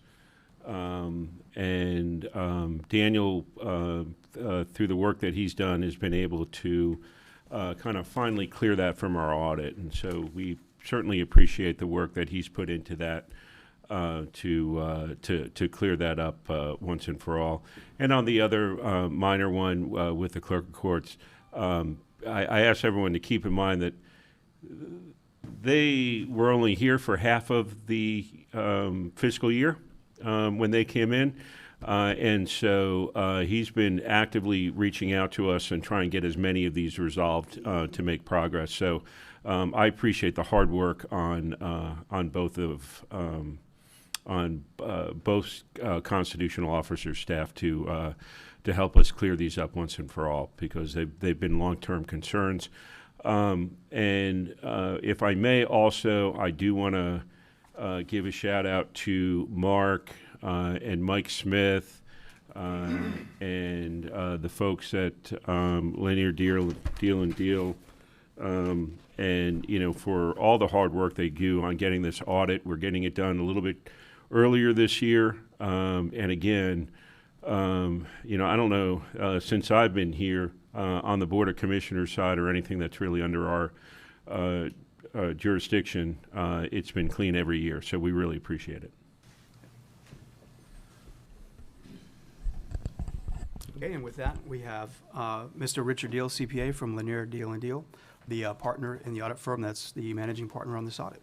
And the floor is yours. As Mark said, I'm Richard Deal with Lanier Deal and Deal. I also have Wesley Cohn with me. He's the audit manager on this engagement. Mark has done a great job going through the highlights. And first of all, I just want to thank the commissioners for the opportunity to serve as your auditing firm again this year, and to commend Mark and his staff in the finance department. They do a great job with the finances, and he did a great summary of the audit for us on the governmental funds and enterprise funds. Just mentioned on the government-wide basis, if you look at the county, considering all the assets, including capital assets, all the debt of the county, again, very strong. The county's total assets countywide, when you consider all your capital assets, infrastructure, equipment, and so forth, your total assets were $448 million. That's a $51 million or 13% increase in 1 year. As he mentioned, all the capital projects. It was primarily the reason he had a huge increase in capital assets. It had about over 45 million or 23% increase in capital projects. So a lot of construction going on within the county. The county's total net position countywide was almost 309 million. That was almost a 56 million or 22% increase in the net position for the county, which is very strong. The unrestricted net assets for the county were about 49.2 million, which is an increase of about 12.5 million in your unrestricted net assets. Again, very strong. He went through your general fund, your unassigned fund balance for general fund. Again, very strong as you look at it as a percentage of your annual expenditures. This year, we did want to mention, with all the federal funds that you received and spent, you spent over 19 million in federal funds. When you spent over 750,000, you're required to have what's called a single audit, additional procedures. Most of that was 17.2 million of that was from the use of the ARPA funds. And of course, you had about $1.4 million spent or received related to FEMA, related to the Hurricane Helene. As he mentioned, just the one finding this year, repeat on the clerk of courts. But be glad to answer any questions, anyone. So that was a pretty good improvement on findings. Yes, sir. Like Tim mentioned, that you got a new tax commissioner, a new clerk of courts. New clerk of courts is only there have been a half a year, as of June 30. So, hopefully that will be resolved by next year, and we're available to help the clerk if that need is. Certainly appreciate it, getting it a little done sooner this year, Yes, too. yes, ma'am. Appreciate that.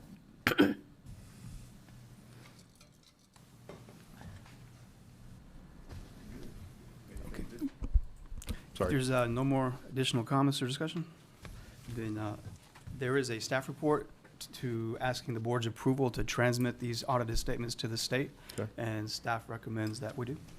All right. With that, consideration to approve to transmit the fiscal year 2025 audited annual financials report to the state of Georgia. I'll entertain a motion. So moved. Second. I have a motion and a second. All in favor? Aye. None opposed. Motion carries. Thank you, gentlemen.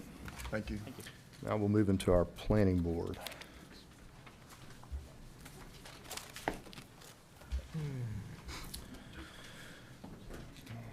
All right, item number 1 is a public hearing. Consideration to approve an application by Randy Scott Cockrell for a conditional use to allow for residential business in AR1 located at 209 Pryor Road, map number 218, parcel number 8A in the 3rd District. Jennifer Rose, Planner 1. The parcel totals 5 acres located at 209 Pryor Road. Currently, there is a mobile home on the property. The parcel is currently zoned AR1. The applicant is applying for a residential business for land clearing business out of his home, offering debris, junk removal, and minor land clearing. The applicant will have a pickup truck, trailer, and excavator. no customers on site, or increased traffic. Due to the use of the heavy equipment, the applicant must apply for a conditional use. The parcel falls within the agricultural area on the future land use map. Staff has reviewed the application, and the application is complete with the following stipulations.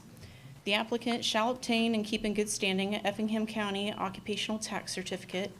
Visibility of the business from adjacent properties and public right-of-way shall be minimized. Thank you. The applicant is here. Please come forward if you like. How you doing, sir? How are y'all? Good. State your name for the record, please. Randy Scott Cockrell. All right.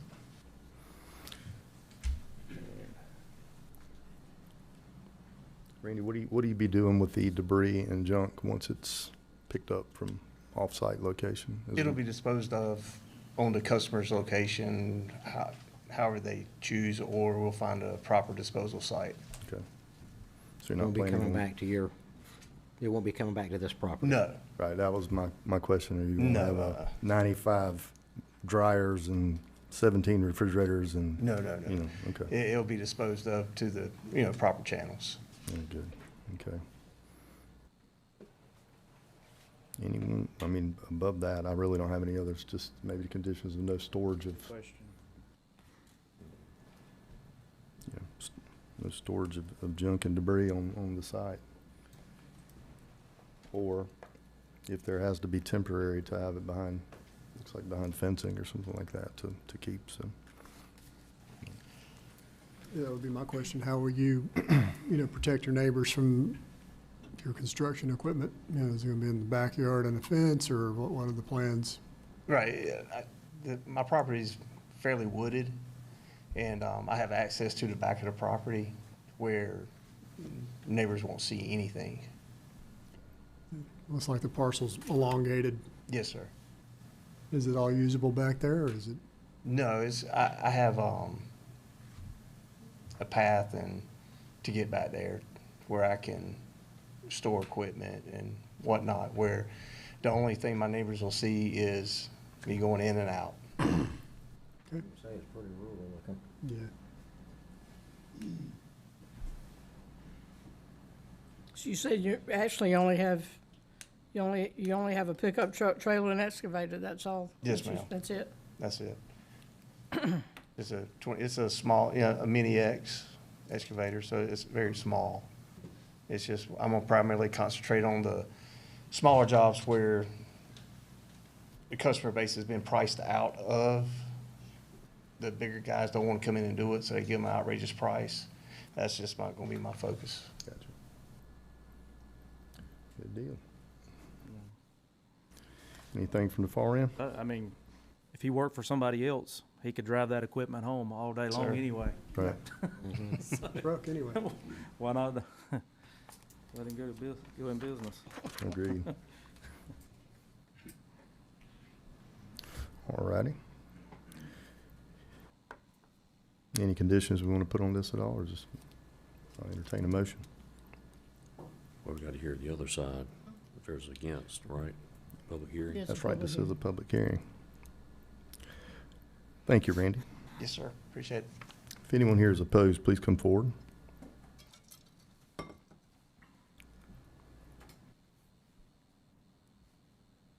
Being there are none, I'll close the public hearing. Bring it back to the board. I think it's pretty straightforward. I'll make a motion to approve the request. Second. We have a motion and a second. All in favor? Aye. None opposed, motion carries. Item 2, consideration to approve the second reading for an application by Randy Scott Cockrell for a conditional use to allow for residential business in AR1 located at 209 Pryor Road, map number 218, parcel number 8A in the 3rd District. I'll make a motion to approve the second reading. Second? Motion and a second. All in favor? Aye. None opposed, motion carries. Item 3 is a public hearing. Consideration to approve an application by Joseph Zettler for conditional use to allow for rural business in AR1 located at 894 Little McCall Road, map number 345, parcel number 38 in the 3rd District. Jennifer Rose, Planner 1. The parcel totals 16.5 acres located at 894 Little McCall Road. Currently, there is a site-built home on the property. The parcel is classified as AR1. The applicant has requested a conditional use for a rural business. The application was previously denied at the November 18th, 2025 Board of Commissioner meeting. JEMML Farms intends to operate under an agricultural use classification with clear limited scope that supports both sustainability and rural economic activity. This revised plan eliminates grinding activities and instead focuses on passive wood utilization through firewood production and clean wood chipping repurposing. The activities on site will be log drop-off and firewood processing, wood chip redistribution. The equipment to be used would be a tractor for moving logs and chip piles, log splitter, standard pickup trucks. No grinder or commercial sawmills would be used under this plan. The expected vehicle visits would be 5 to 10 per day. All deliveries and pickup will occur Monday through Saturday, 8 a.m. to 5 p.m. The applicant has constructed a fire plan in accordance with Effingham County Fire. A fire safety survey, has been approved and inspected by the fire chief of Effingham County. The parcel falls within the agricultural residential area on the future land use map. Staff has reviewed the application, and the application is complete with the following stipulations. Any encroachment permit must be reviewed and obtained from Effingham County for access to Little McCall Road. The applicant shall obtain and keep in good standing an Effingham County occupational tax certificate. Hours of operation shall be limited to Monday through Saturday, 8 a.m. to 5 p.m., and no operations on Sunday. They shall not violate the Article 2 noise control ordinance, shall comply with the Article 2 collection and disposal, and shall comply with all state regulations from the Environmental Protection Division. Good, thank you. Mr. Zettler's here. If you have anything to add, please come forward. Mrs. Zettler. I don't get Joey this time, you get me. Okay. I'm Marcy Zettler, I'm Joey's wife, and yeah, we just want to sell some firewood. The things we've changed, we've listened to our neighbors. They don't like the idea of the smoke, which I'm really almost 100% positive that was coming from the solar fields, because that was producing a lot of smoke. So we've eliminated the burning. Your complaint was the noise. We've eliminated that, no grinding. So now we're just wanting to do the log drop off, the chips, and process into firewood. Yeah, and that's what I talked to Joey about, was the wood splitting side of the business. But I guess my question now is, I see wood chips on the plan. Right. There's going to be no grinder there. So are the Grinder, just- chips coming in from somewhere else and being delivered? So when tree service guys, when they work, they usually put either logs, or they have the little debris, or they turn it into chips. So if they can't get rid of that chip, they need a place to take that as well. Okay, I just wanted to clarify on that. It was still just the wood cutting Right. side of it as far Yeah, as but his that noise. eliminates all the noise, except for the chainsaw and the log splitter, of course, and tractor. Yeah. That may Okay. go hand in hand with our new burn ordinance. If people are Yes. chipping instead of burning, now when they're developing, having a place to take it. Mm-hmm. Yeah. Okay.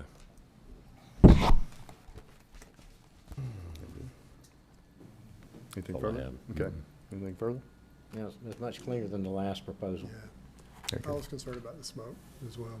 We get a lot of complaints on burning and things like that. Right. Yeah. That's why we have a burn ordinance coming in. So, yeah. Exactly. Yeah. Perfect. Thank you, ma'am. Yes. If anyone here is opposed, please come forward.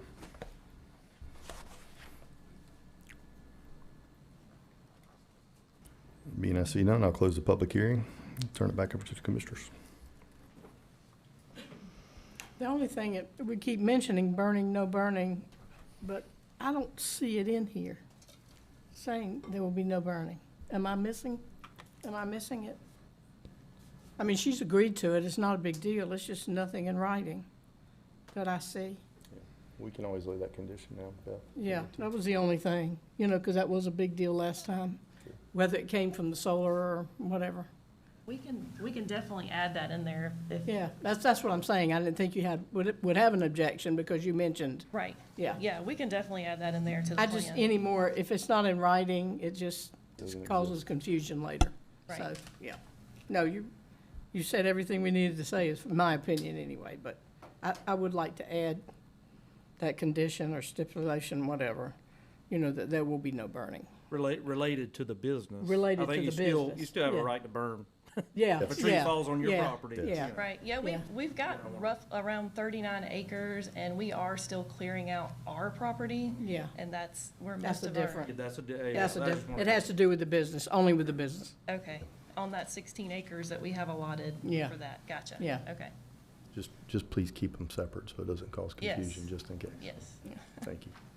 So if we add that, I mean, that's all I was worried about. yes, ma'am. And Clint, they got with you on the mulch piles and all that as far as, or anyone? No?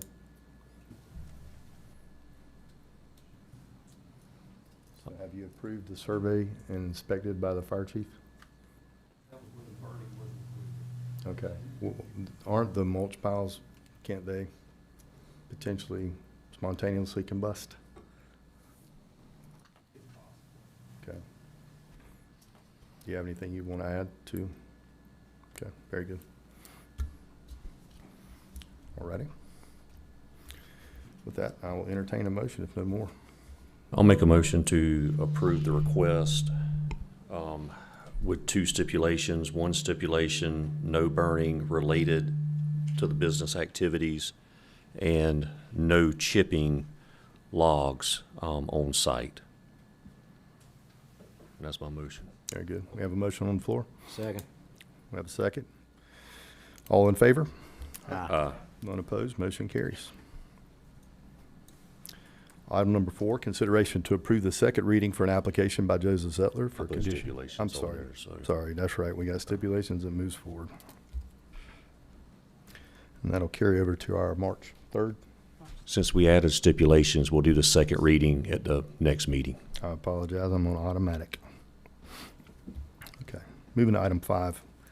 Public hearing, consideration to approve an application by Robert Ellis as agent for KFJT Enterprises LLC for conditional use to allow for a surface mine in AR1 located on Godley Road, map number 399, parcel number 3, 3Q, 3D in the 1st District.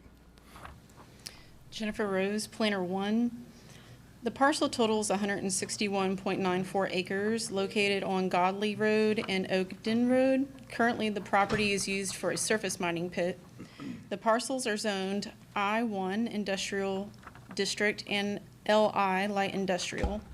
The applicant has requested a conditional use for a state-approved mining in I-1 and LI.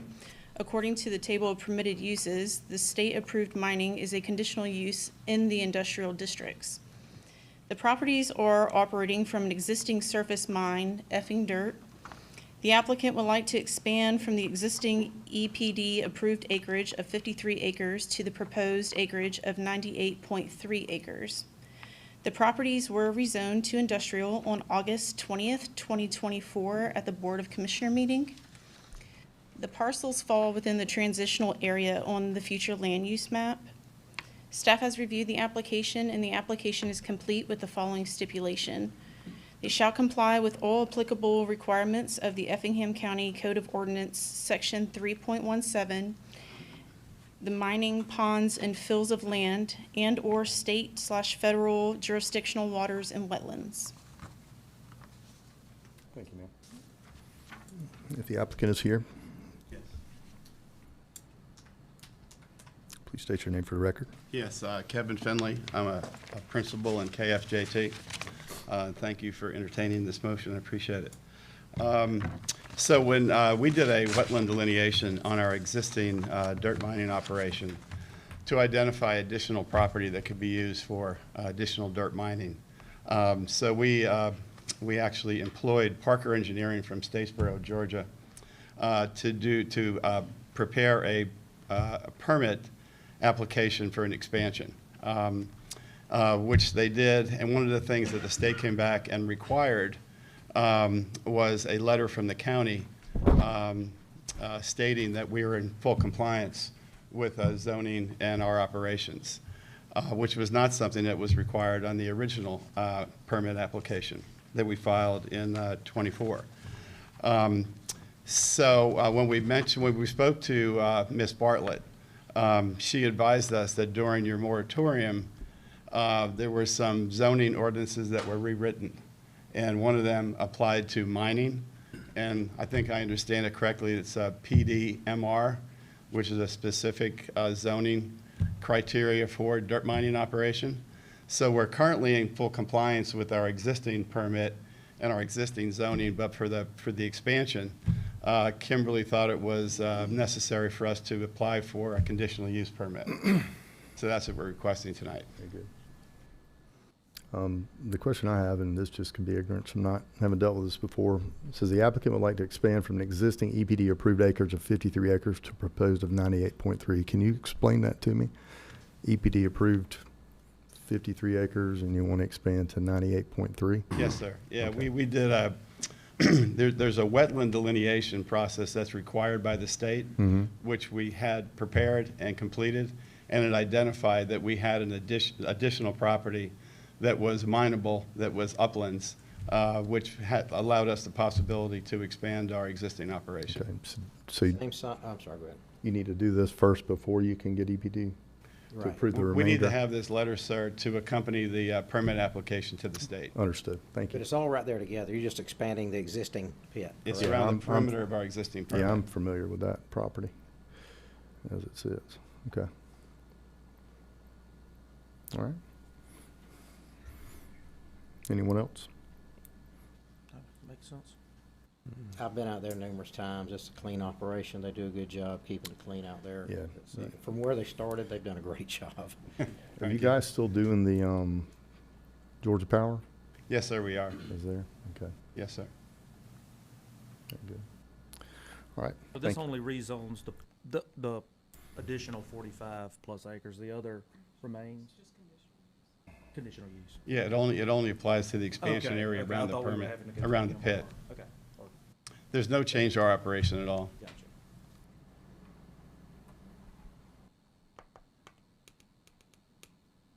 Very good. All right. Thanks, sir. Thank you very Mhm. much. Being this a public hearing, if anyone here is opposed, please come forward.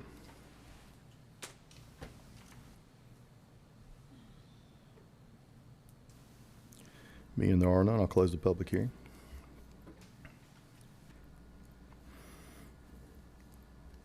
Okay. I'm good. You good? Yep. Mhm. I'll make a motion that we approve the conditional use for the expansion of the mine. Let me, Oh, I'm sorry, Beth. well, no, I just, where do these dump trucks come out? I mean, Highway 80. how do, Ogden does Road. it, does it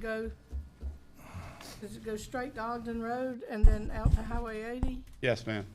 It comes straight, is it called Ogden Road? With Stagecoach Road. Stagecoach, and it kind of merges into. Yeah, Ogden it's right Road. there where that new motorcycle shop is. They come out right there. Yeah. And so, under the truck ordinance, which is a condition of the That's approval, what I'm thinking about. 'cause is the these shortest dump- route to a truck route, which is Highway 80, is Godly to Stagecoach. And they're sitting right on the Chatham County line, dividing line as well. Yeah. So their property, actually, the perimeter, I guess, the southern portion, Yes, sir. southeastern is on there. I'm sure you've seen it on the news numerous times of that Actually, road. part of our property, not part of our mining operation, but part of our land is actually in Chatham County. So we do straddle both counties. Well, I just want to make sure that you understand that, you know, we do have the new ordinance about you need to follow the Shortest quickest- route to a truck route. Shortest route to a truck route. Yes, ma'am. Yeah, we just paved those roads over there. Yeah, we're paving a lot of roads. and Well, this so- road here, most of this road is actually in Bloomingdale, and Yeah. they've been. Yeah, I'm talking about the other exit. Yeah, they don't Yeah. go down there. We don't do that, yeah. That's on the other end. Don't think the Aruga Farms too are, yeah. That was one of the things I went and looked at. Very good. Thank you, All sir. right, thank you. All right. Anything else? That was it, sorry. All right. I'll second the motion. Okay. Okay, we We got a good? motion on the floor? Yeah, same motion. You want to repeat that real quick, just for the record? Make a motion, we approve the conditional use for the expansion of the mine. Second. All right, we have a motion and a second. All in favor? Aye. None opposed, motion carries. Item 6, consideration to approve the second reading of an application by Robert Ellis as agent for KFJT Enterprises LLC for conditional use to allow for a service mine in AR1 located on Godley Road, map number 399, parcel number 3, 3Q, 3D in the 1st District. Make a motion, we approve the second reading. Second. Motion and second. All in favor? Aye. Motion carries. Item 7 is public hearing.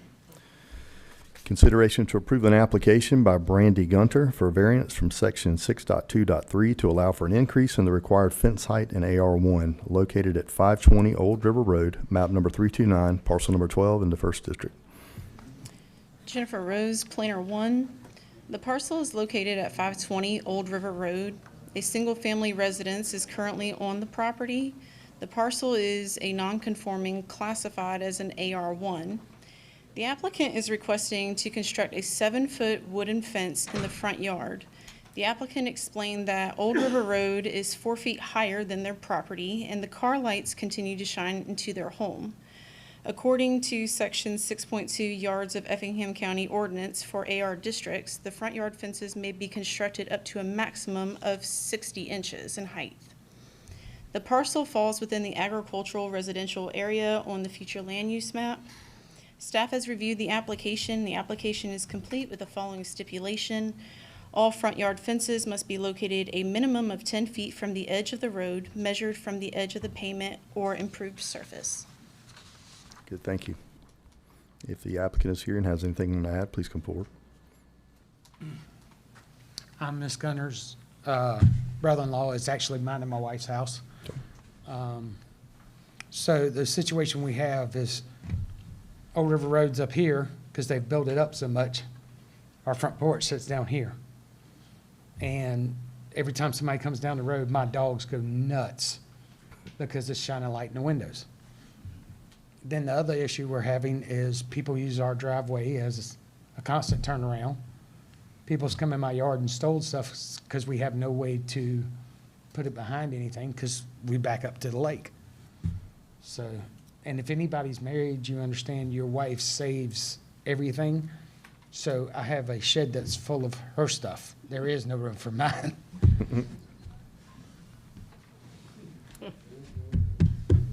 What was the fence height again?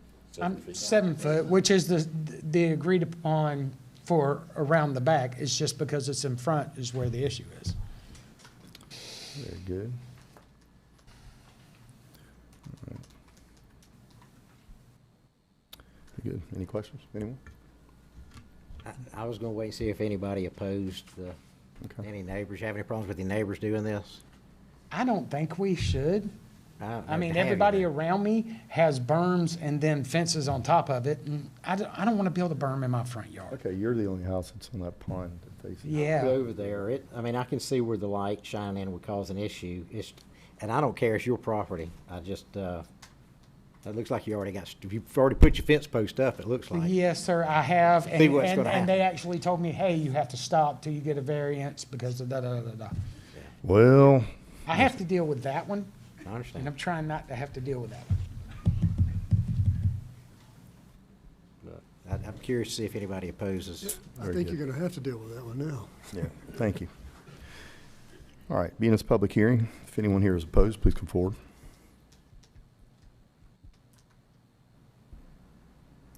Being I see none, I'll close the public hearing, open it for discussion. Like I said, I can see where the light shining in this house would be an issue. He does back up to the lake from 5 to 7 feet. I don't know if that's gonna be a big issue. That's if he wants to look at a fence instead of the road, that's his business. You're not gonna put a bright pink fence up, are you? It's a wooden fence. Okay.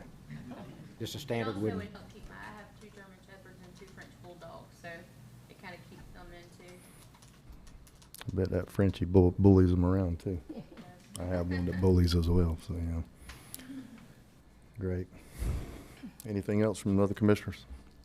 No, I mean, I'm not familiar with the area, and I would certainly defer. If you go down Old River Road, it's the only house on the pond on the right-hand side if you're heading toward 16. Correct.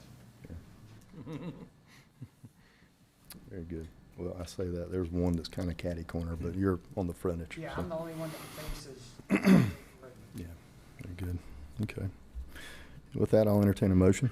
I make a motion, we approve the variance. Second. We have a motion and a second. All in favor? Aye. None opposed, motion carries. Moving to item 8, consideration to approve the second reading for an application by Brandy Gunter for a variance from section 6.2.3 to allow for an increase in the required fence height in AR1 located at 520 Old River Road, map number 329, parcel number 12 in the 1st District. Make a motion, we approve the second reading. Second. We have a motion and a second. All in favor? Aye. None opposed, motion carries. Thank you, guys. Item 9, public hearing. Consideration to approve an application by Effingham County as agent for Robert and Bonnie Mays for a variance from section 5.1.1 to allow for modification of the building setbacks on non-conforming lots in AR1 located on Green Drive, Westwood Heights subdivision, map number 465H, parcel number 138A in the 2nd District. Jennifer Rose, Planner 1. The parcel is located on Green Drive in Westwood Heights subdivision. The parcel is currently a vacant lot. The parcel is also a non-conforming classified AR1. The county has initiated a variance request regarding the building setbacks for the undeveloped lots in the Westwood Heights subdivision. The variance requests are intended to modify the current building setback requirements so that they align with the original setback standards outlined in the subdivision covenants. The goal is to create consistency across the subdivisions and ensure that any future development is compatible with the neighborhood's established design and layout. The parcel falls within the agricultural residential area on the future land use map, and staff has reviewed the application and it is complete. Very good, thank you. Being we are the applicant, it sounds like. Lee, clue me in. How are we representing these people? Yeah, so these are the variants. If you recall, we had a few of these, and we reached out to the property owners because of the potential difficulties that we had. It would be better, as we mentioned earlier, to set the variances at the levels of the neighborhood covenants, which is what we're doing for Westwood Heights. And so it just makes their property conform with all the other properties in the neighborhood. Okay. And so we reached out to all the remaining vacant lots there just to let them know that this option was available to them. And I think these folks expressed an interest in pursuing it. Very good. Is that something we're looking at potentially doing other places as well, or is it just? This is kind of a unique situation because Westwood Heights has covenants built in, yeah. With their own setbacks in it, and so we that's why we kind of made an exception here. Yeah, this was the Kim and Ronnie Morgan situation. Okay, got it. Tim, do we have any more of them? Is this the last one? We reached out to all of them, and so it's really up to them if they want us. We'll do, if they respond to us, we will do them for the remaining lots. Okay. Very good. All right. Doug? If anyone here is opposed, please come. I just have some questions. This is my dad's property? Yes, ma'am. Coming up. Coming up. Yeah, coming up here. State your name for the record, please. Brenda Gant. Okay.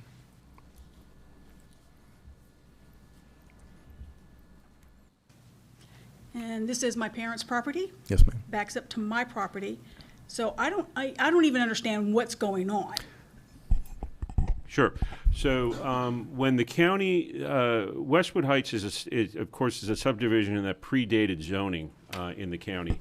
And so when the county applied zoning, it applied zoning for existing properties as AR1, which traditionally has, or by ordinance has a requirement, a minimum of 5 acres and certain setbacks requirements, and they're basically created for larger lots. So these are what are called non-conforming AR1 lots, where they don't meet those standards. And so when we had folks recently express a desire to build on their home sites, that they found out that that the setback standards, sides and the front, really prevented them from building anything on the property. And if they did, it wouldn't look anything like any of the other existing homes. And that is because Westwood Heights has covenants that set the setbacks and the front setbacks in existence. And so what we've reached out to folks is said that if you have a vacant lot, we found all the vacant lots, we reached out to them and said, you want to get a variance to permit you to build within the existing setbacks as set in the covenants and not the ones set in the AR1 zoning ordinances, which are substantially more restrictive, that we would be willing to represent you and take that action on your behalf. So if anything, it just makes this property, allows them to build if they want to do in the future and conform with all the other properties around it. Yeah. So it's only an issue if whoever owns the property decides to build on it. That is correct. Okay. Yeah, it creates uniformity. Why couldn't that be stated in the freaking letter? Because That would have been a little bit easier to understand, because. it's government, we're doing same to same, I is what know, it should it have is said, very, yes. very frustrating. Yeah. Okay, I'm good then. And if Thank you've you. seen some of the newer homes that have been constructed in there. Oh, yeah. How they're staying in It the was same even more pattern. confusing is there, on the other side of myself, there's two empty lots. There was no ordinance sign put up in front of there, and it was just confusing to me and to my dad. Very good. Appreciate it. Yes, ma'am. Thank you. Mhm. Okay. Anyone else? If not, I'll close the public hearing. And I'll entertain a motion. Pretty cut and dry. I make a motion to approve the variance. Second. I have motion and second. All in favor? Aye. None opposed. Motion carries. Item 9, consideration to approve second reading, Consideration to approve an application by Effingham County as agent for Robert and Bonnie Mays for variance from section 5.1.1 to allow for modification of the building setbacks on non-conforming lots in AR1 located on Green Drive, Westwood Heights subdivision, map number 465H, parcel number 138A in the 2nd district. Make a motion to approve the second reading. Second. Very good. Motion passes. Item 11. We got to vote. We got to vote. Oh, I'm sorry. Did we not do a motion in a second? on that? Got a second. Okay, we got a motion and a second. All in favor? Aye. Motion carries. Sorry, my cough drop got me. Item 11. The Planning Board recommends approving an application by Alice Hurst as agent for Sandra Skipper to rezone plus or minus 1.18 out of 6.18 acres located at 1572 Low Ground Road from AR1 to AR2 to allow for permitted uses in AR2, map number 393, parcel number 20 in the 4th district. Jennifer Rose, Planner 1. The subject parcel is located at 1572 Low Ground Road. According to the county tax assessor records, a mobile home is located on the property. Ingress, egress to the site are provided from Low Ground Road. The parcel is currently zoned AR1. The applicant requests to rezone approximately 1.18 acres from AR1 to AR2 in order to subdivide the parcel. The applicant proposes to retain the 1.18 acres, the 1.18 acre tract as a homestead and sell the remaining 5 acres as a separate parcel. Because the proposed 1.18 acre tract is below the minimum lot size required for AR1 zoning, rezoning to AR2 is necessary to accommodate the proposed subdivision. The parcel falls within the agricultural residential area on the future land use map. At the January 13th, 2026 Planning Board meeting, a motion was made to recommend approval of the item. The motion carried unanimously. Staff has reviewed the application and it finds it to be complete with the following condition. The plat must be reviewed and approved by the Development Services. Following approval, the plat must be recorded prior to the zoning action taking effect. Any new encroachment onto Low Ground Road must obtain an encroachment permit from Effingham County.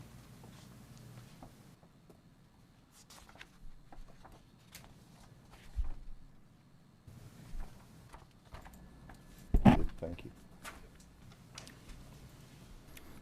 If the applicant is here, please come forward. Or has anything to add?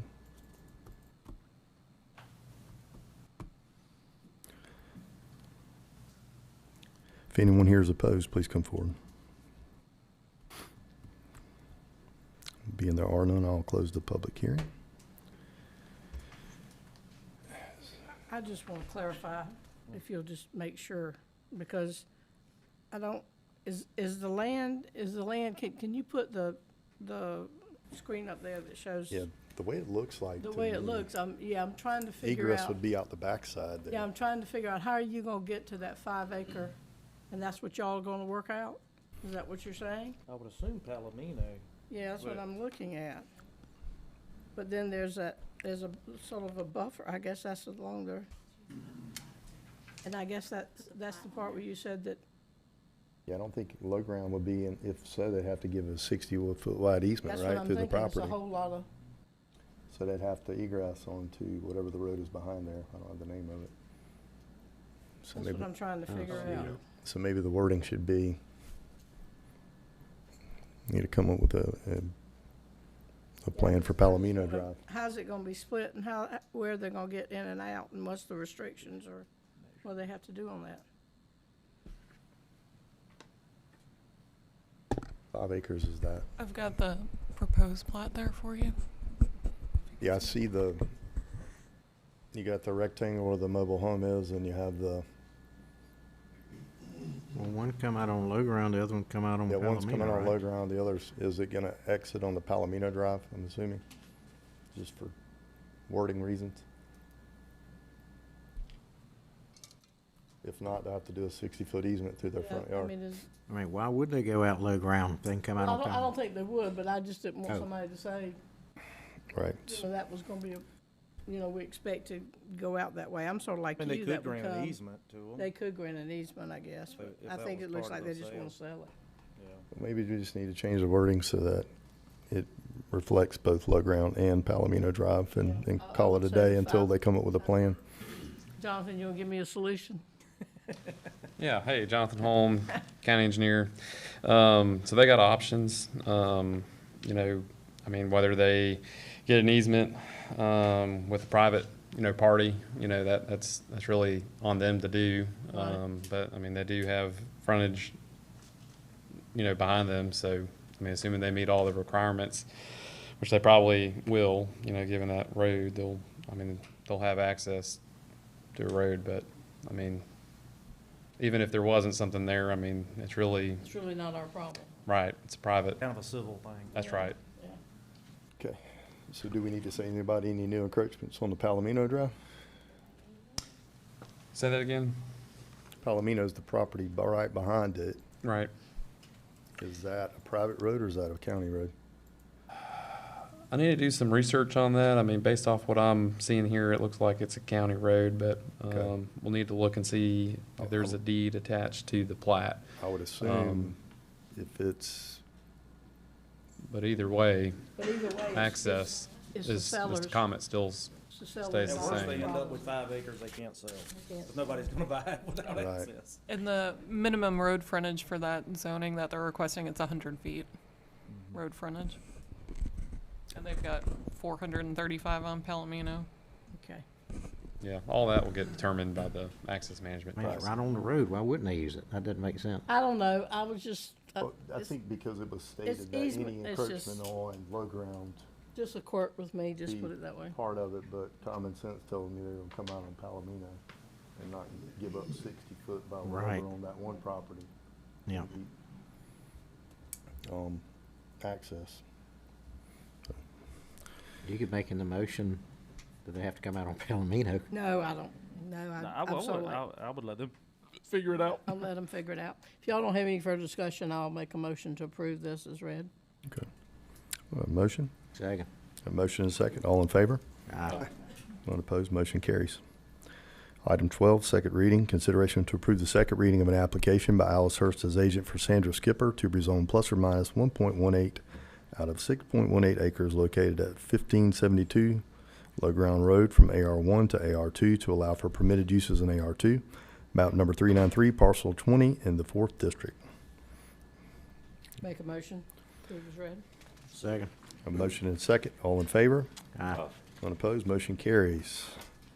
All right, where are we going to next? 19? Item 19 is public hearing. The planning board recommends approving an application as submitted by Chelsea Fernald as agent for Effingham County Board of Commissioners. Request to rezone plus or minus 5.06 acres located on Burke Drive from AR1 to R4 to allow for permitted uses in R4. Map number 366, parcel number 49 in the 3rd District. Jennifer Rose, Planner 1. The subject parcel is located off of Wallace Drive, adjacent to Burke Drive, and is adjoining parcel to the Springfield Central High School. The parcel is currently zoned AR1. The applicant requests to rezone approximately 5.06 acres from AR1 to R4. The proposed rezoning from AR1 to R4 is intended to facilitate a land swap associated with the planned traffic improvements to McCall Road and Courthouse Road. This action would support future roadway enhancements intended to improve traffic flow, safety, and accessibility for area residents. Water service will be provided by the City of Springfield, and wastewater treatment is proposed via a private community septic system. The parcel falls within the public institutional area on the future land use map. At the January 13th, 2026 Planning Board meeting, a motion was made to recommend approval of this item, and the motion carried unanimously. Staff has reviewed the application, and it is complete with the following conditions. Any new encroachment onto Wallace Drive or Burke Drive must obtain an encroachment permit from Effingham County and comply with the requirements of the access management policy. And the Planning Board added a condition that a 30-foot vegetative buffer be provided along Wallace Drive and on both sides of the parcel, extending the 15-foot buffer otherwise required for this property. Very good, thank you. Tim, you want to add anything to this? Yeah, and just so, so it's the, obviously the similar owner to the adjacent property on Burke Drive, combine it to the same zoning classification, and the county in return on this, just there's a piece of property that we will be obtaining where they currently have approved for R4 to the county to install a roundabout at a location further south, about a quarter mile further south to the current intersection of McCall and Courthouse. Gotcha. And if you frequent this intersection, you'd be happy about that. What'd you say? So if you frequent this intersection, you'll be very glad that this is happening. So, That's right. yeah, very good. How many lots are we looking at? Or Do you you ever discuss that? I think they're here, and they can. They're going to be somewhat limited at first because of the Capacity. The septic. Mm-hmm. The septic actually is going to be located more towards the front of the property. So it's going to be kind of provide a buffer towards the front, and then they can discuss the lot estimates better than we can. So Chris Lewis, so the lot numbers are kind of across the board, and I think a lot of it has to do with retention, stuff like that, and our agreement between the county and where that's going to go, if it's, you know, on the school side or our side. But so I think that number is kind of fluid a little bit. So I think we are actually working with Alec Metzger's team now, trying to get the layout. I think we had one from Alliance that was kind of just a rough draft of what it would look like, and I think there was 40 on that. Now we have come.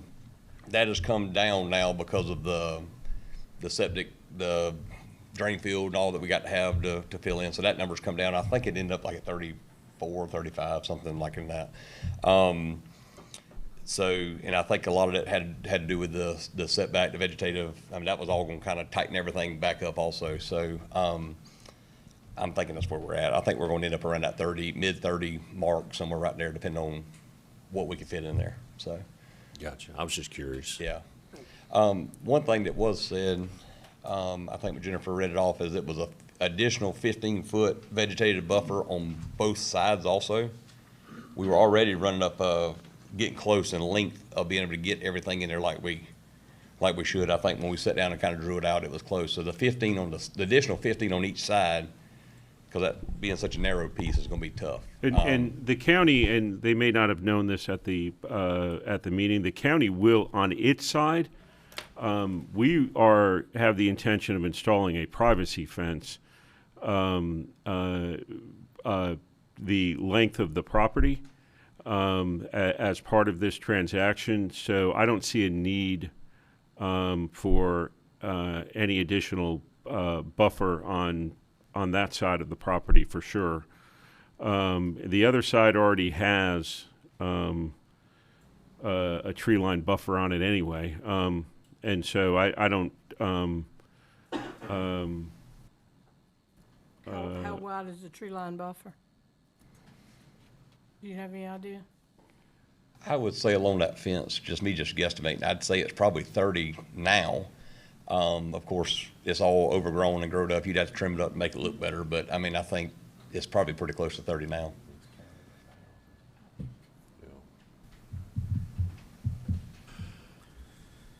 Good deal. Anything else? Jennifer Rose, Planner One. Also at the planning board meeting, I believe that the board was under the impression that they were changing over to an R4 zoning district and they were setting a precedence, which actually is not the case.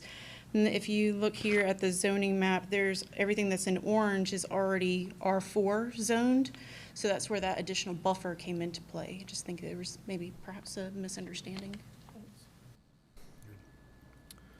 Thank you, ma'am. Thanks, sir. Good. Is there anyone here opposed? If so, please come forward.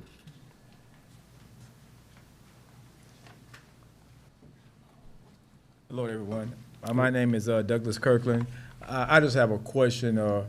Don't really oppose it, but I would like to see water ran down Wallace Drive. I actually have 3 properties on Wallace Drive.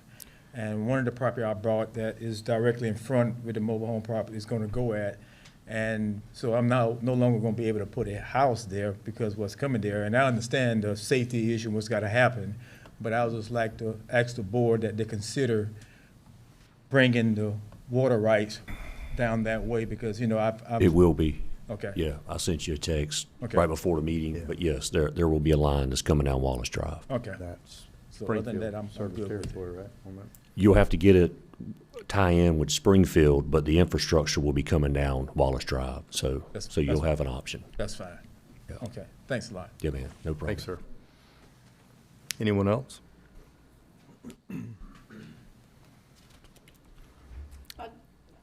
Just what's the agreement on the, just tell me what the buffers are gonna be. Because you talked about the privacy fence, so you're not gonna require any kind of tree buffer there, any kind of vegetation left? You're just gonna put the privacy, is that what you're recommending? Well, that's, they're still going to have to have their setbacks, right? And they're still going to, the fence itself is on our side of the property line. Right. So they're still going to have whatever the zoning requirement is for the property. And for like properties, what is that, like 15? I'm just trying to figure out where the extra 15 came from that he mentioned, I guess is what 15. I'm trying to. Yeah, and that I don't know. I think they probably did not realize that we will be installing the fence. And then beyond the fence, it will be the regular required 15 feet. From there, Yeah, because there's buffer on Mr. Graham's side there. yeah, and there's already trees on the other side. That's part of the reason why we agreed to the privacy fence, is because we just figured it would be immediate. The county can control the look and the maintenance of that fence, and then it would probably, it wouldn't take a while to establish like a. Did they say something about the buffer on Wallace Drive is what they referred to, right, in planning board? Yeah, they did ask for that. What's that? Would that be Yeah, so they wanted more on front, I guess outside of the entrance. Right. But I don't know if that's an issue for the applicant, knowing that or we're the applicant, but I don't know if that's an issue for Mr. Lewis, knowing that that's the front is where it has to have the septic anyway. And we are good with additional 15 foot on the front side, so we should be good to go there. But we got with Doug and everything seems to be fine on that side. We're gonna make that happen, so. Yeah, it looks like you're covered on Mr. Graham's side, you're covered on the back side, the fence is gonna But we be own on the the back school side, side. so, yeah. Right, and then Correct. the front So side we're just of- really the only issue here, I think, is on the Wallace Drive side, and that's also where the drain field and all that stuff's gonna be, so we can put that additional 15-foot vegetative buffer in front of the drain field, so it'll be a good ways off of Wallace Drive. Well, good, and I appreciate you working with us on this. This is, Thank y'all. And we need that, I mean, just for security, for being the Board of Elections is going there with all the hoopla with elections, so. yeah, absolutely. Okay. Any more discussion? If not, I'll entertain a motion. I'll make a motion to approve alternative one. Second. The only thing I would add with the planning board recommendation of the buffer on Wallace Drive, right? Okay.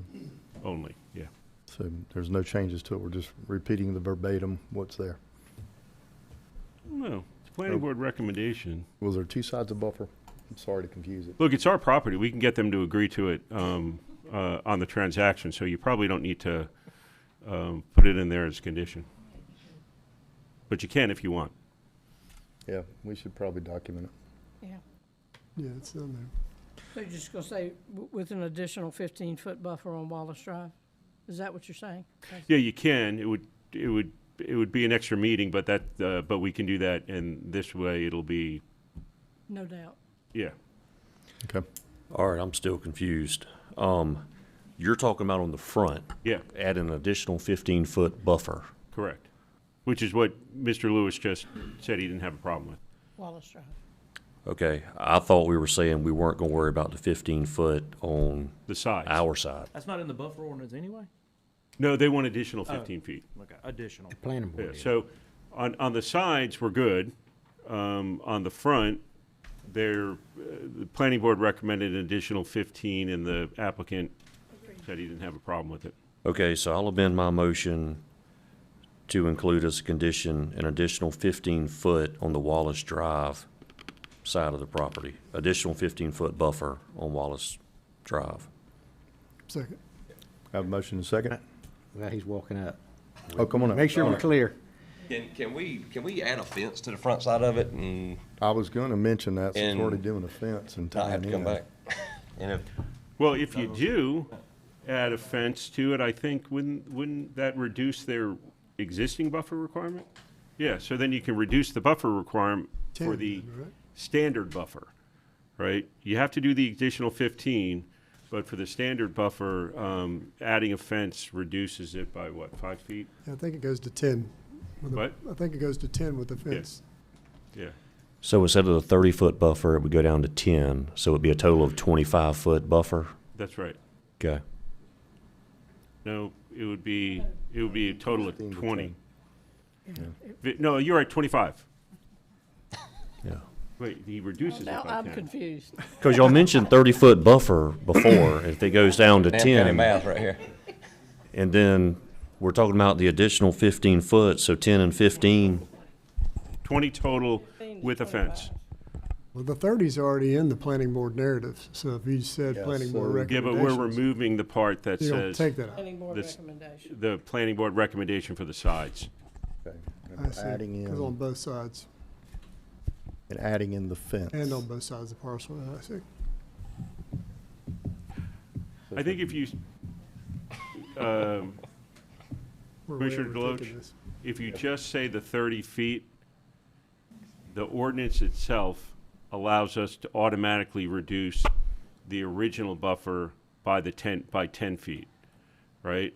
So we don't need further clarification in the ordinance on that, but you adding the additional 15 feet, we would need as a condition. And if he wants to put up a fence, it reduces that buffer requirement from 30. So we're not mentioning anything about the fence. No, you don't have to. It's automatic. Okay. So you need to go back to the original motion? So just make a motion to approve. But with an additional buffer of 15 feet on Wallace Drive. Go back to where we started. Okay. And then you're gonna put up a fence and it's gonna get reduced. Okay, whatever. Y'all just tell me what, y'all tell me what to do and we're good. And the staff will take care of that with you. All right, we're good. Thank y'all. Yeah. All right, I'll make a motion to approve with the condition of adding an additional 15-foot buffer on Wallace Drive. Second. We have a motion and a second. Going once. All in favor? Motion carries. All right, and Now we the have second to- reading will be moved to the March 3rd meeting. Oh, that's right. That's gotta go again. Very good. Item 21 is a public hearing. Planning Board recommends approving an application as submitted by Stephen Lanier to rezone plus or minus .209 out of 5.431 acres located at 506 Sisters Ferry Road from AR1 to AR2 to allow for permitted uses in AR2. Map number 386, parcel number 43 in the 3rd District. Jennifer Rose, Planner 1. The subject parcel is located at 510 Sister Ferry Road. According to the county tax assessor's records, a residential dwelling is located on the property. Ingress, egress are provided from Sister Ferry Road. The parcel is currently zoned AR1. The applicant is requesting to rezone 0.209 acres of the 5.22 acres from AR1 to AR2 in order to incorporate the area into the adjacent property located at 506 Sisters Ferry Road, parcel number 386-43A, and increase the available front yard setback area. The remaining acreage will retain its current AR1 zoning. At the January 13th, 2026 Planning Board meeting, a motion was made to recommend approval of this item, and the motion carried unanimously. Staff has reviewed the application and finds it to be complete with the with the following condition. The plat must be reviewed and approved by the Development Services. Following approval, the plat must be recorded prior to the zoning action taking effect. Very good. Thank you, ma'am. If the applicant has anything to add, please come forward.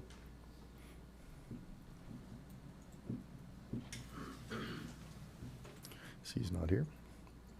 If anyone here is in opposition, please come forward.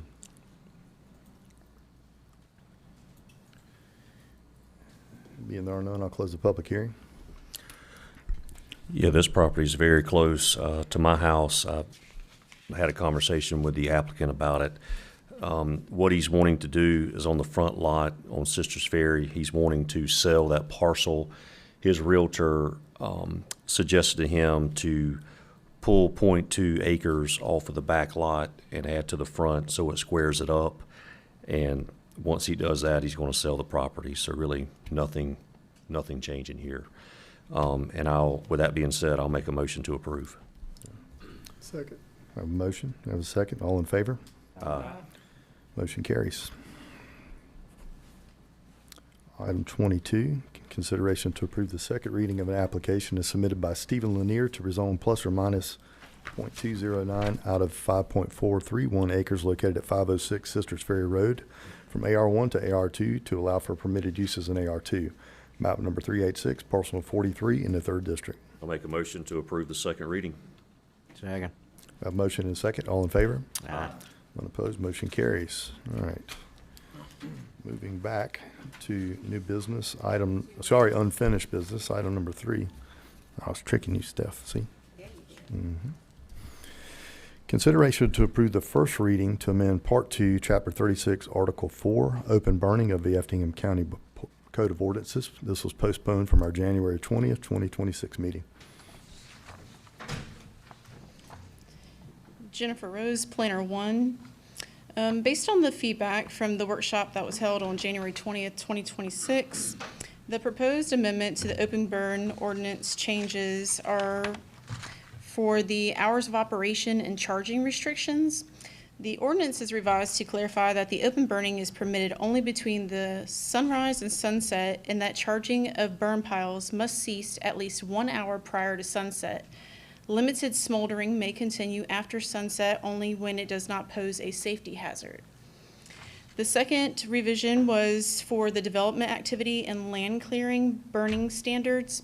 So I know previously when we had discussed of if it was private property versus being development property, we did some research into looking into what are the regulations for Georgia Forestry Commission and the Environmental Protection Division, and they do have criteria that almost comes out to approximately about a quarter of a mile, regardless if it is private property or development. They just consider development across the board, regardless of the situation, that there's still criteria that has to be met.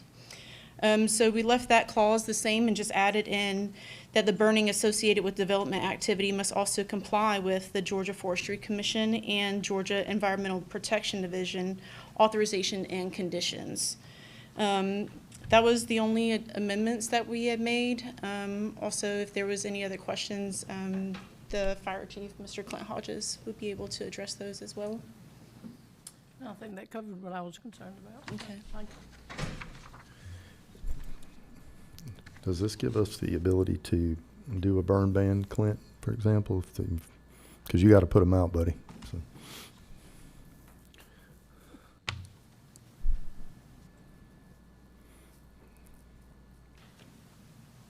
No, sir, this would not preclude us from doing a burn ban, especially if conditions got like red flag and were extremely dangerous, we could still prevent Okay. that.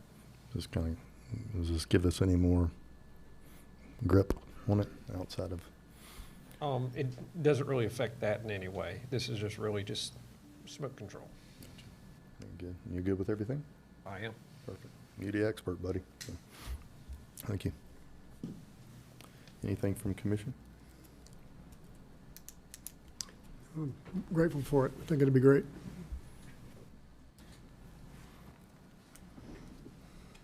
Anyone else? Not, I'll entertain a motion. Make a motion, we approve. Second. We have a motion and second. All in favor? Aye. None opposed, motion carries. Appreciate your work on that, Jim. All right, moving into new business, item 3. It's a resolution. Consider to approve resolution number 026-005 in support of the Trees Act, House Bill 223, to provide tax relief to timber properties affected by Hurricane Helene. Good afternoon again, Mark Barnes, Finance Director. The state of Georgia passed this Trees Act, which is related to Hurricane Helene when it came through and caused a lot of wind damage and destroyed a lot of timber back in 2024. There is property tax relief available for timber properties. If they go through a specific process, they have to fill out a certification, they have to qualify for that. But this act allows them to get that tax relief. But in order for the act to be effective, each county has to pass the attached resolution for that to work. And one piece of information I did not put in here, but I should have included in the staff report, because it's a pretty big thing, is there is grant funds from the state of Georgia to make counties whole for the reduction in this. And it's also worth noting that in our financials last year, timber tax total was about $55,000 or something like that across the entire county. How are we keeping up with what's being subsidized? It's going to go through the tax commissioner's office, so the certification process that the act requires and validating if they actually did suffer damages and how much, and if it qualifies, is going to go through that form process, and that's going to kind of go through the tax commissioner's office to track that. And we'll get there. With this grant, the burden won't be, the intent is for the burden not to be placed On the other county. property. Right. Well, other Or property. the county or the property, yeah. Oh, that's correct, and that's the piece I should have put in here. There is state grant dollars available, so Okay. if someone has $2,000 forgiven on that, then we would put in to get that applied for from the state. Now, that is subject to their appropriations each year that Georgia does, so it's not always completely guaranteed, but Right. they have something like 14 million, I think, set aside right now for it. And like I said, our total property tax on timber last year was about 55,000 or so. Yeah. Is Daniel, I know Daniel's proactive, so I'm sure he's. Oh, he's the one already that had me put this Yeah. on here, yes, sir. Working on that with people to get it done, so I'd imagine we'll meet the deadline. So, perfect. And staff recommends to approve the resolution. Good. Thank you. Anything further? If not, I'll entertain a motion. I'll make a motion to approve the resolution as read. Second. Have a motion and a second. All in favor? Aye. None opposed, motion carries. Thank you. New business item 4, consideration to approve an application by Next Tower Development Group 2 LLC as agent for Rayonier Forest Resources LP for a site plan for NXGA 226 Clio Cell Tower located on Clio Kildare Road, map number 358, parcel number 1CEL in the 3rd District. Yes, Pamela Melser, Director of Development Services. At the December 2nd, 2025 Board of Commissioners meeting, the property, which is zoned AR1, was approved for a conditional use to allow for the placement of a lattice tower and communication facility with the following conditions. The applicant shall comply with Article 5 telecommunications regulations. A site plan must be approved by the Board of Commissioners. The tower leased premise is 80 feet by 80 feet, or 0.15 acres, with a 30-foot wide ingress and egress and utilities easement from Clio Kildare Road, a proposed 60-foot by 60-foot fence compound. A proposed communication facility with a proposed 255-foot self-supporting tower with a 10-foot appurtenance for a 265-foot overall height. The facility is unmanned. No sanitary sewer, potable water, or trash disposal is required. Setbacks include 950 feet from the north, 993 feet from the east, 320 feet from the south, 974 feet from the west. There are no residential structures within 1,000 feet of the proposed tower. No acres are to be subdivided as part of the proposed tower project. No wetlands were identified within 400 feet of the proposed tower site in flood zone X. Excuse me. Staff has reviewed the application, and the application is complete. So how many feet is it from Clio Kildare Road? Which side is that? Is 320? It's, That's the least amount, I think. I think it was like close to 3 something, maybe close to 4. And at this point, we still don't know, I guess at this point in the process, exactly where the tower's going. Is that correct? No, this This is a pretty precise drawing here. nails it down. Yes, sir. Okay, I interpreted it differently from a previous conversation. Yeah, so Jonathan Holm, county engineer. So this is, at this point, at the site plan approval, the best guess of where this is going to go. There's more formal design that they still have to go through. What's not in here is the geotechnical, right? What kind of soils and stuff like that. But as far as the setback requirements, that's what they're showing here. And based off of the setback requirements, this is the best, location or the minimum requirements that our, ordinance permits such tower to go. Now, when they do a LDA and development plan review, that's when, they'll have to provide further design to see if this location is going to work. And if there's a substantial change in it, then we'll have to come back and represent that. Yeah, because it's a 285-foot tall tower, right? Is it 280 or 265? 260. Yeah, 265. Okay. Right. Okay. There's a few towers, so forgive me, but yeah, I think it's 265. Okay. And Mr. Chairman, I know Mr. Larry Parr is here and would like to make a comment or two. He spoke at our last meeting. If you grant him a couple of minutes. Absolutely. Come on up.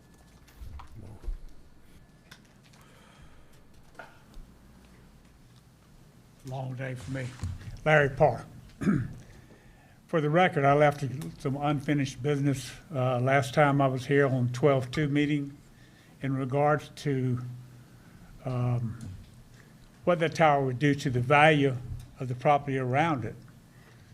I have some documentation from the National Board of Realtors which clearly states that putting up that cell tower, and I'm not still opposed to it, but I think the property owners around it needs to hear that it's going to devalue their property by up to 20%.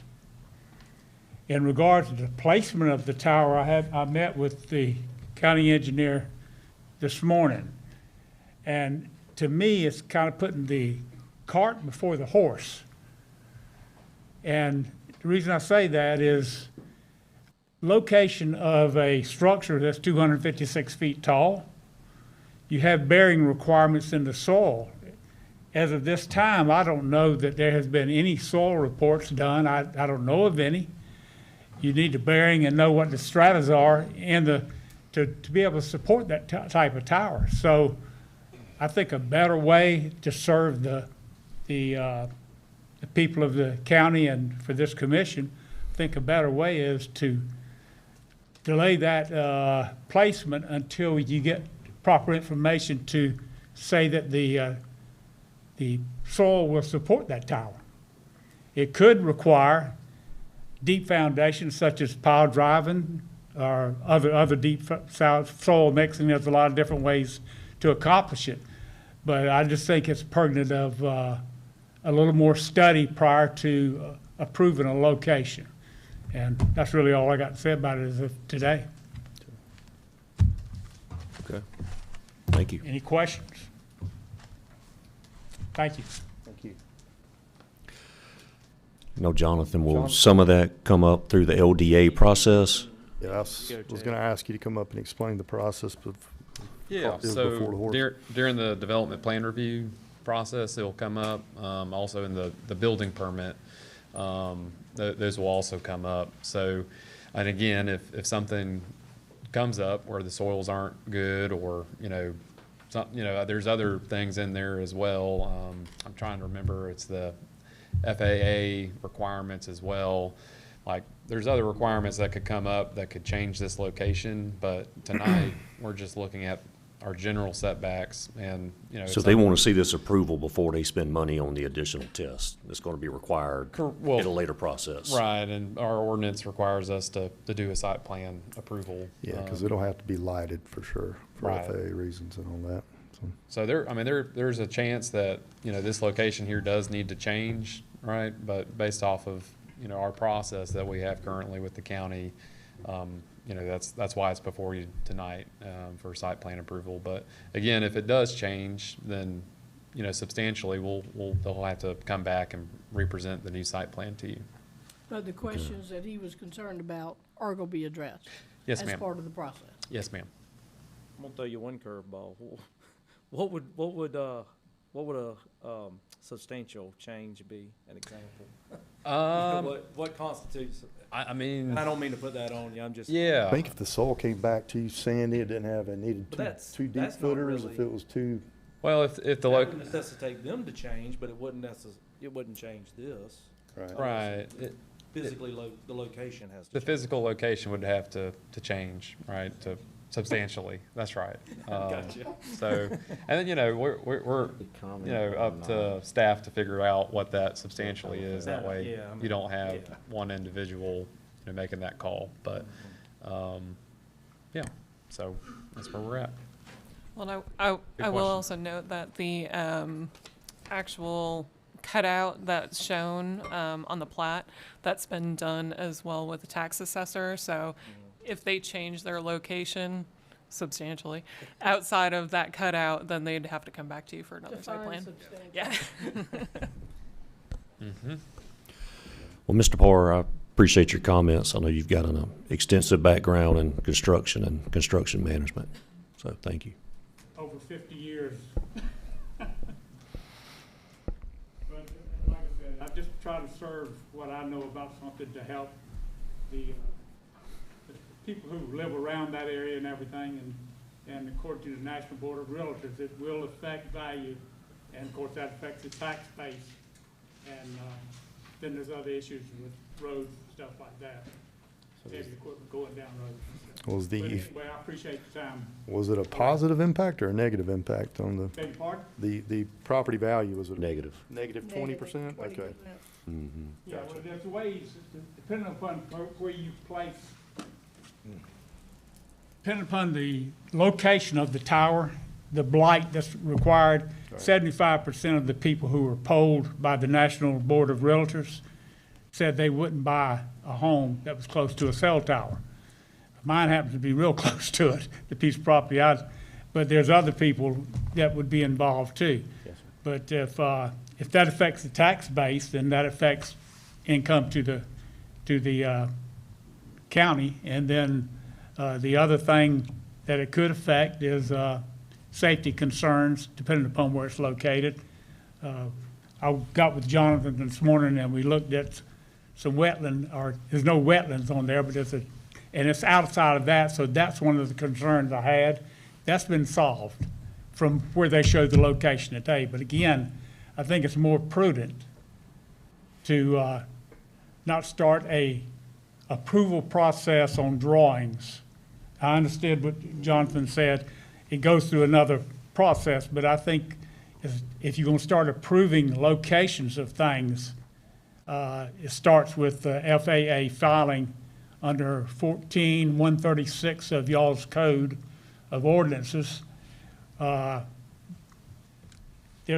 the way it's written, it's before you issue construction. So, but those drawings down in the title block, they do say issued for construction. So approval of it, I'm not sure. That would be up to y'all's determination of whether that's proper or not. But I just hate to see liability get shifted to somewhere else and our cost being shifted to someone else. When just making the right decision now heads off problems later. Thank you. Thank you. All right.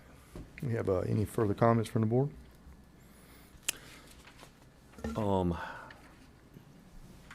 Again, Mr. Parr, thank you for your comments. And, you know, it seems today this is just the process we're going through. We've got to get past this process to get to the other, you know, and the other steps. And Jonathan, if you will, between you and Pam, y'all just keep me updated, you know, on the next steps and how that goes, and I'll stay involved with that as well. Thank you. I know a tower up that way, that would be an improvement for cell phone service and other things, but we'll just keep an eye on it and make sure everything is done properly and how those upcoming tests go. With that being said, I'll make a motion to approve. Second. We have a motion and a second. All in favor? Aye. None opposed, motion carries. Moving to item 6, new business. Consideration to approve an application by Jason Seaman as agent for SFG CH Master Devco LLC for a site plan for Exley Tract Commercial Development located between Georgia Highway 21 and Commerce Avenue, map number 466D, parcel number 21 in the 2nd District. What number are you on? 6. Item 6, 5 got tabled. new business. I'm looking at what's on the Yeah, you have to look at this. computer's not on the computer. Okay. Oh. Okey dokey. Yeah. All right. Go ahead. The Board of Commissioners approved the rezoning for PDMU on March 19th, 2024. The proposed site plan pertains to a commercial development project featuring a 7-Eleven gas station and convenience store encompassing approximately 4,816 square feet. The site includes 6 auto fuel dispensers and 5 diesel fuel dispensers. The total acreage to be subdivided is 25.41 acres with 7 outparcels. Utility services will be provided as follows: Effingham County Water and Sewer.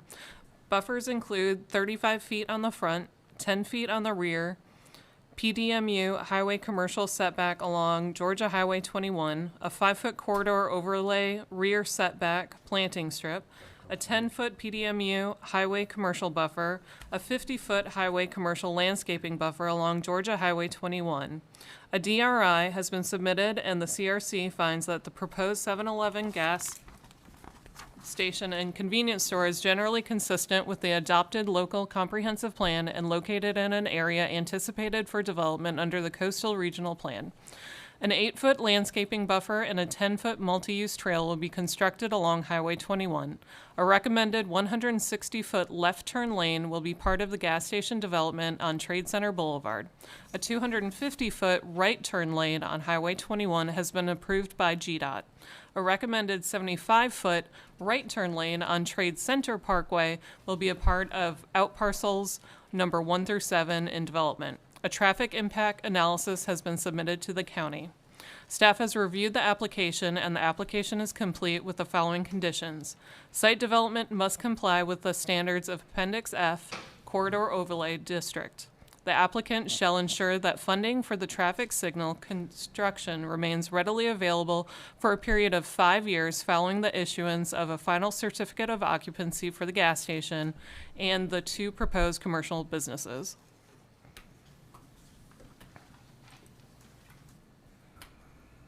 So they're going to build an egress road to the existing intersection of Old Augusta and potential traffic light across from our problem child. Yes. Very good. Good to know. Robbie, you got to look at it.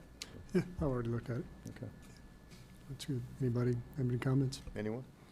I'm especially excited about it because the ones that we create, as I understand it from Jonathan, as this fills up, it'll get us a traffic light there as well and further that safety in that area. So it's definitely a win along that way. Agreed. With that in mind, I make a motion to approve. Second. We have a motion and a second. All in favor? Aye. None opposed, motion carries. And item 7, consideration to approve the first reading to amend Part 2, Appendix C, Article 3, Section 3.6, Family Cemeteries of the Effingham County Code of Ordinances. Jennifer Rose, Planner 1. The county's existing zoning ordinance addresses cemeteries, mausoleums, and crematories in a limited and generalized manner and does not provide detailed standards for establishment of private family cemeteries on individual parcels. The amendments focus on non-commercial burial grounds associated with a single family and are designed to ensure that such cemeteries are appropriately located, adequately buffered, and permanently documented. The proposed amendments would establish a new section specifically addressing family cemeteries private within a zoning ordinance, limits family cemeteries to conforming AR1 agricultural residential parcels meeting the minimum 5-acre requirement, subject to approval of a conditional use permit. It has defined key terms, set clear development standards, including a maximum number of burial plots, minimum setbacks from property lines, dwellings, and water resources, and requirements for buffering or fencing. Requires a professionally prepared and recorded cemetery boundary survey to permanently document the location and existence of the cemetery. It ensures long-term compliance by requiring deed notice and prohibiting subdivision or boundary changes that would render the parcel non-conforming. It would establish basic burial depth and intermediate standards consistent with the practices of state law, prohibit commercial activity, mausoleums, crematories, and similar uses within the family cemetery. Based on the staff review and proposed amendments, the proposed amendments would clarify consistency and enforceable standards for family cemeteries and would ensure compatibility with surrounding residential and agricultural uses. The proposed ordinance is consistent with the intent of the county's zoning regulations and applicable provisions of Georgia law and provides a clear framework for reviewing and administration moving forward. And I'll be able to address any questions that you may have. Very good. So this is going to have it kind of platted out? Yes, sir. And recorded? Okay. Very good. I think it's something we needed. Did you do this one Yes, as sir. well? And thank you for your work on this. Mhm. It's another one of those areas we didn't really have anything Don't know till you know. to go on, Yeah. you know, so. Yeah. Good stuff. Mhm. Any comments, concerns? Great. Looks good to me. Very good. With that, I'll entertain a motion. I'll make a motion to approve. Second. We have a motion and a second. All in favor? Aye. None opposed, motion carries. Once we get this in place, it may be good to send this to all the funeral homes in the county, just because they're usually the front lines. Sure. You know, and they can, provide guidance. Yeah, If absolutely. families interested in it. Absolutely. Okay, moving to item number 8. Consideration to approve a proposal from TrueComp for salary benchmarking through Carasoft under Omnia contract R240303 for a 3-year term. And she just went outside. Can we go ahead to the next one? Yeah, let's move to item 9 since she's not here, and we'll back up. I will recuse from this one. Okay. Consideration to approve a final plat and warranty deed for Towns of Winfield located on Conaway Road, consisting of 34 townhome lots, map number 352F, parcel number 1H and 1J in the 2nd District. Yes, for this final plat approval, the subdivision is located at Conaway Road near the intersection of Highway 30. The subdivision has Effingham County water, sewer, and reuse utilities. Subdivision road is dedicated to the county through the warranty deed listed in the packet. This is currently in a PD zoning district, and the monuments have been inspected, and myself and Mr. Jonathan Hulme went into the field to see the site and reviewed it. And they have replaced the street sign, which was one issue that we had with it. They've corrected the road name on it. Jonathan has also asked that they fix some of the striping on it, and I think that's going to be done in conjunction with a neighboring subdivision as well. Okay, so everything is not complete or Yes, is sir. complete? Not complete or is complete? Complete, and the striping can be done with the maintenance bond.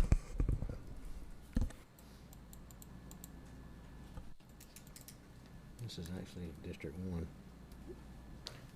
Yeah. Subdivision. Winfield? Yeah, I believe it is. Which side where is it on? Any comments? If they're in compliance, this is actually District 1 over there by Winfield subdivision, correct? Yes. If it meets all the criteria, I'll make a motion we approve. Second. Yeah. We have a motion and a second. I'll add that I don't like approving stuff personally until it's 100% complete, but I understand they have another piece that they're doing, so. We have a motion and a second. All in favor? Unopposed, motion carries. Moving backwards to item 8, consideration to approve a proposal from TrueComp for salary benchmarking through Carosoft under Omnia contract R240303 for a 3-year term. It's too late. We had to vote it down. You weren't Sorry. here. Yep, missed We're out. just making copies. So Sarah Malsoff, Director of Human Resource Services. Kathy Candler is passing out a handout from TrueComp that they just brought with them tonight. Ms. Stephanie will give you one too for the record. I think, Tim, you got one. So obviously, we tried to lay it out pretty self-explanatory. The purpose tonight, we are asking for permission to purchase a modern, continuously updated salary benchmarking platform. Currently, you know, we're using a class and comp study from 2020. So pre-COVID, pre-inflation, pre-everything, right? We've had a lot of stuff. Some of our elected officials did not participate fully, which has kind of caused some problems with pay. Background, as you guys can see, we laid it out. There's 3 big recurring problems. So a lot of times our pay decisions, again, are based off of old data, right? Recruitment and retention, sometimes it delays us making decisions. And then market comparisons. So a lot of times with local government, we can't compete with the private sector, but it gets kind of tricky between the jurisdictions. You know, people will leave us for $1 sometimes. So the description of the proposal, as you guys can see, we gave you all that.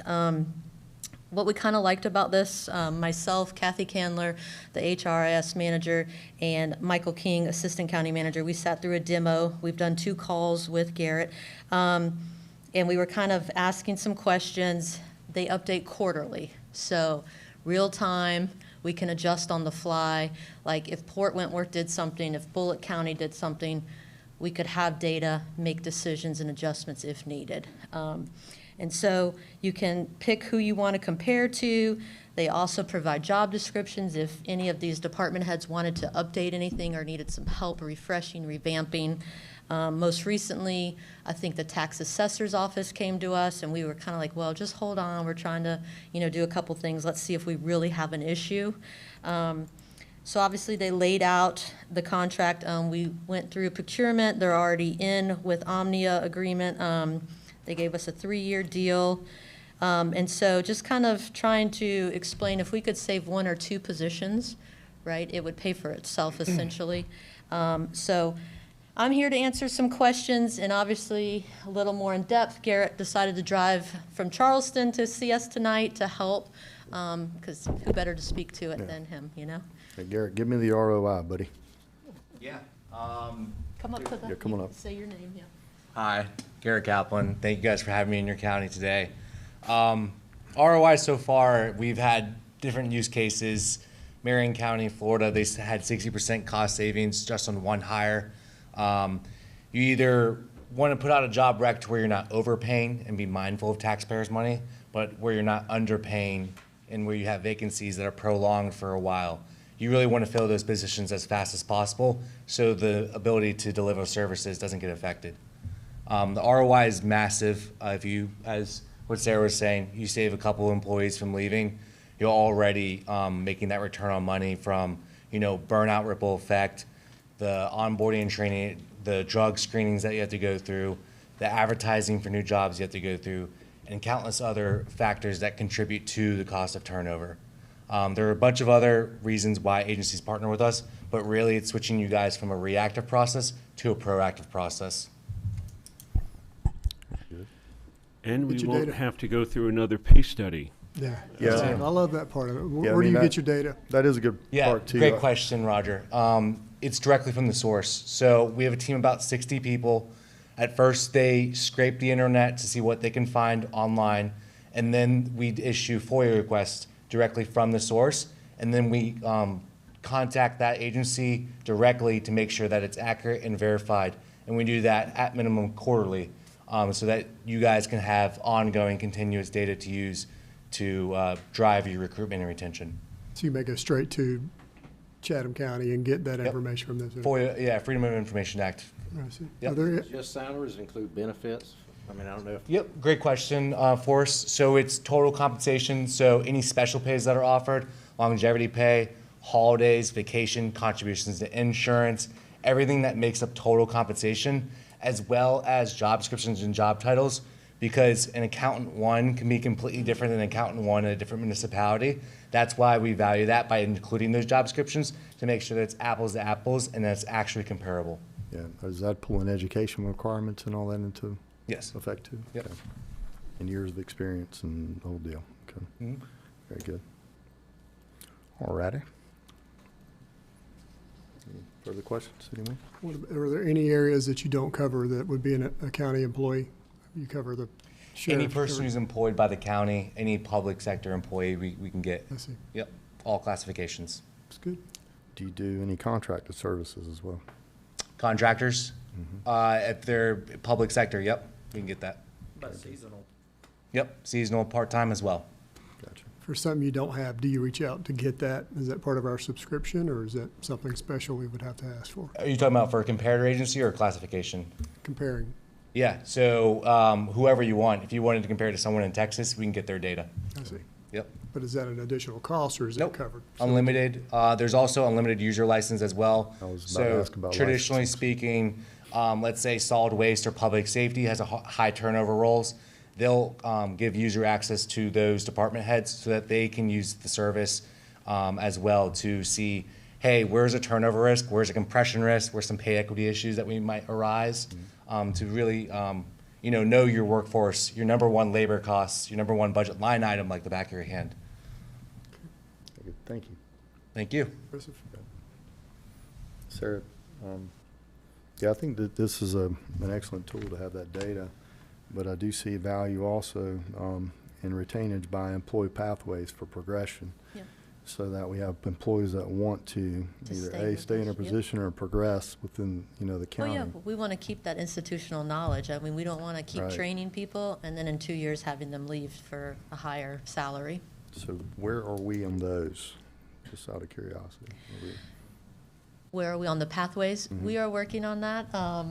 Mr. King, we kind of have been brainstorming a little bit. We're coming into pre-budget season, right, Mark? So he would like to see us add a training education kind of coordinator that would specialize and focus for the entire county to oversee that. Because like, for instance, development services, right? Planner 1 to Planner 2, and so forth. I mean, Yeah, people need a benchmark to say, hey, I need to Yep. get to here to move to there. So- correct, yes, so that we can retain them. Mhm. All right.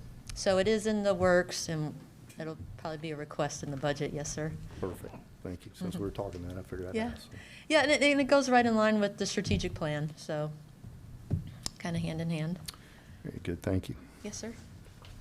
Would you be able to do an analysis to determine the cost benefit, maybe not now, but in the future, of replacing county employees with robots and AI? No comment? Specifically HR? So would you? No, we are keeping our human workers, thank you. What are you talking about? They all use AI to do the emails anyway, so. I'm like, I know they didn't write this one. Hey, you gotta use it, right? Don't get left behind, Yeah, so that's it's right. how you use I it, was like, yes. we have some friggin' scholars working here, so. I used a word I had to look up the other day. Okay. Very good. Tim, how many, Probably used AI to look it up, too. yeah, how many times have we said, let's do a salary study to figure out this? So it's, Yeah. Oh, completely. I mean, and what was worse was when, we finally did a salary study. It was such a big move for us. And then we probably had the largest shift in compensation nationwide occur about 4 months after Yep. we completed our salary Yeah. study. And so the beauty of it is it's going to constantly update. Yep. So.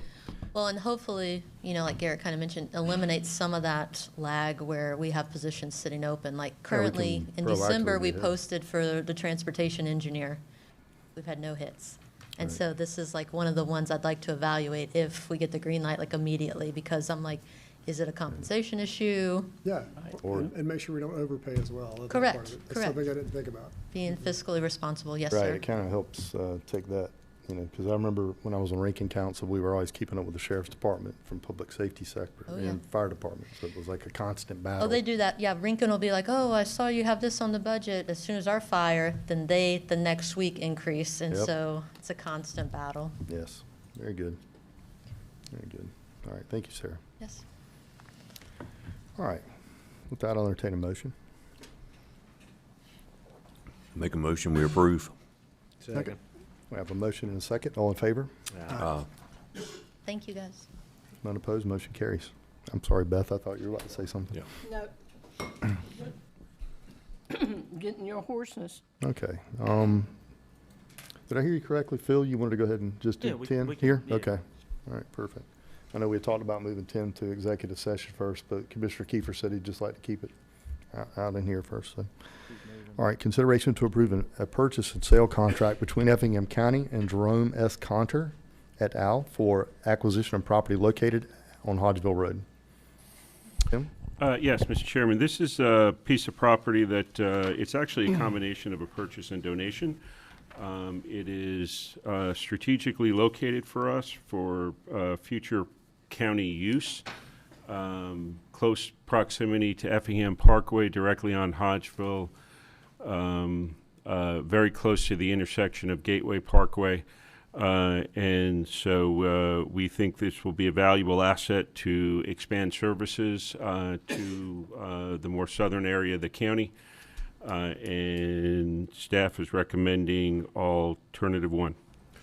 So with us purchasing this property, are we looking to do anything with this immediately, or we're just going ahead and securing this for now for a later event? Yeah, it is for a later event, but what we want to do, what we will probably do nearly immediately is just come up with a concept master plan for the site. Gotcha. Okay. Because we do have SPLOST coming up in November, and this would be an ideal location for some expansion of services. Can we discuss those services? Yeah, sure. And so mostly recreation on this. And so most of our, certainly our gymnasium square footage is near Springfield. We don't really have anything on the south end of the county outside of some shared use agreements we have with the schools. So that is one area. We're looking at something similar to the Clarence Morgan complex. I know we are looking for locations for potential library sites. This might be an ideal site for that. Recreation centers, additional ball fields, and some of the more popular assets that we've seen recreation-wise recently, like pickleball courts, basketball courts, dog parks, walking trails, you name it.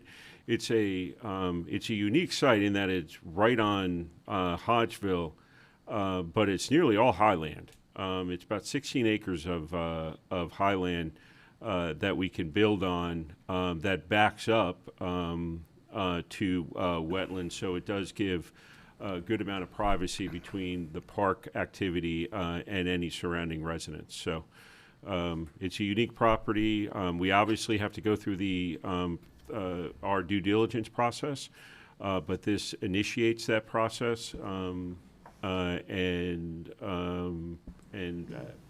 trying to remember. Do you remember the time period, Lee, on this before close? Was it? Due diligence, I believe, is 60 days, and 60 then days, close yeah. 30 days after that. Yeah. So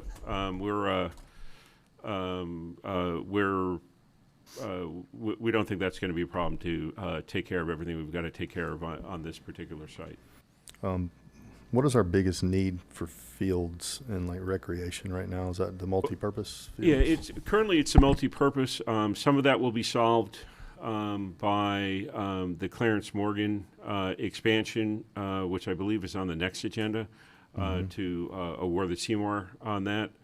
But what are we talking timeline for that if we do award Seymour? Yeah, so probably by the end of the year, we'll go on contract for construction on it. Okay. But we're not going to be able to get, an enormous amount of fields. But if we can get more fields closer to where people live, so they don't have to travel up to Sand Hill or Springfield from 30 and Hodgeville, and Midland, then it's going to benefit. So I would say for now it's multi-purpose fields. But probably getting a good baseball field in here with lights would be beneficial. Yeah, I didn't know if it could serve as a buffer while the renovations go on the other park to meet the immediate need that we have with the record rec numbers we're having right now. So yeah, it's I always think it's going to flatten out, but every time I say that, we break another record for participation, and I think we're almost at 1,300. Participants this year for spring baseball, softball. And we'll have to contact Michael Hart about his turf farm.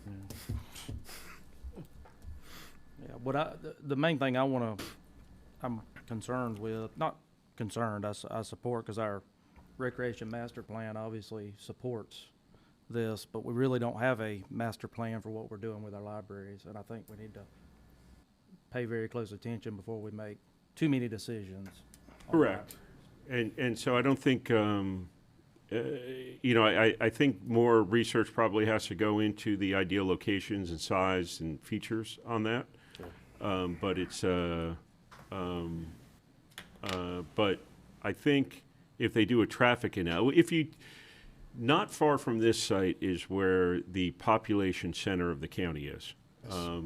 And so that's when you weight the population density against the geographic map of the county. And the other component of that is of course, you got to make sites easy to get to. Yeah. And so this does offer a benefit for both, but we can rely on, let's say, a study to look at, what's best location-wise and what's best what size? What's best feature-wise for a library? We have a grand opportunity with our libraries. Yeah. Really getting our library board involved. Right. That would be great. That's a great idea. I guess, that's something we should probably do sooner than later is to have that study done. I mean, obviously, to get to the finish line and be at July 1 is the first priority. Well, I'm going to take advantage of the fact that I've got the state librarian and our library transition consultant coming this week. And I'm going to be asking for some recommendations on who could potentially do that. Perfect. Good. I think it's including a member of the library board, are they going to be at that? They're going to be at the meeting meetings, yes. Yeah, they're going to be there.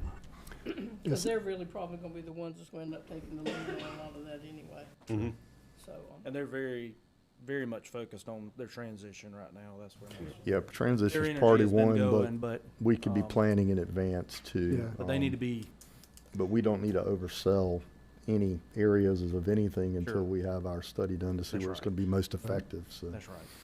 I agree, and even if we get something done, it takes so long for that to actually come to fruition. You know, we move slow as a government entity as it is, but I can tell you from a District 2 standpoint, this is great for us. No, We have a absolutely. massive concentration of people in a small area. This parcel's been commercial for as long as I've been on the board. And converting this to something we can use as a county and right in between two of the largest subdivisions that we have in the county, it's great. It's nice to have something there because we literally have nothing but McCall Park. McCall Park is great. It's probably the best little park we got. But when we had our Pretty good drive. Yep, it is. And we had our town hall meeting for Isaiah last year. Did a little differently for the little guy. And one of his biggest complaints was, Mr.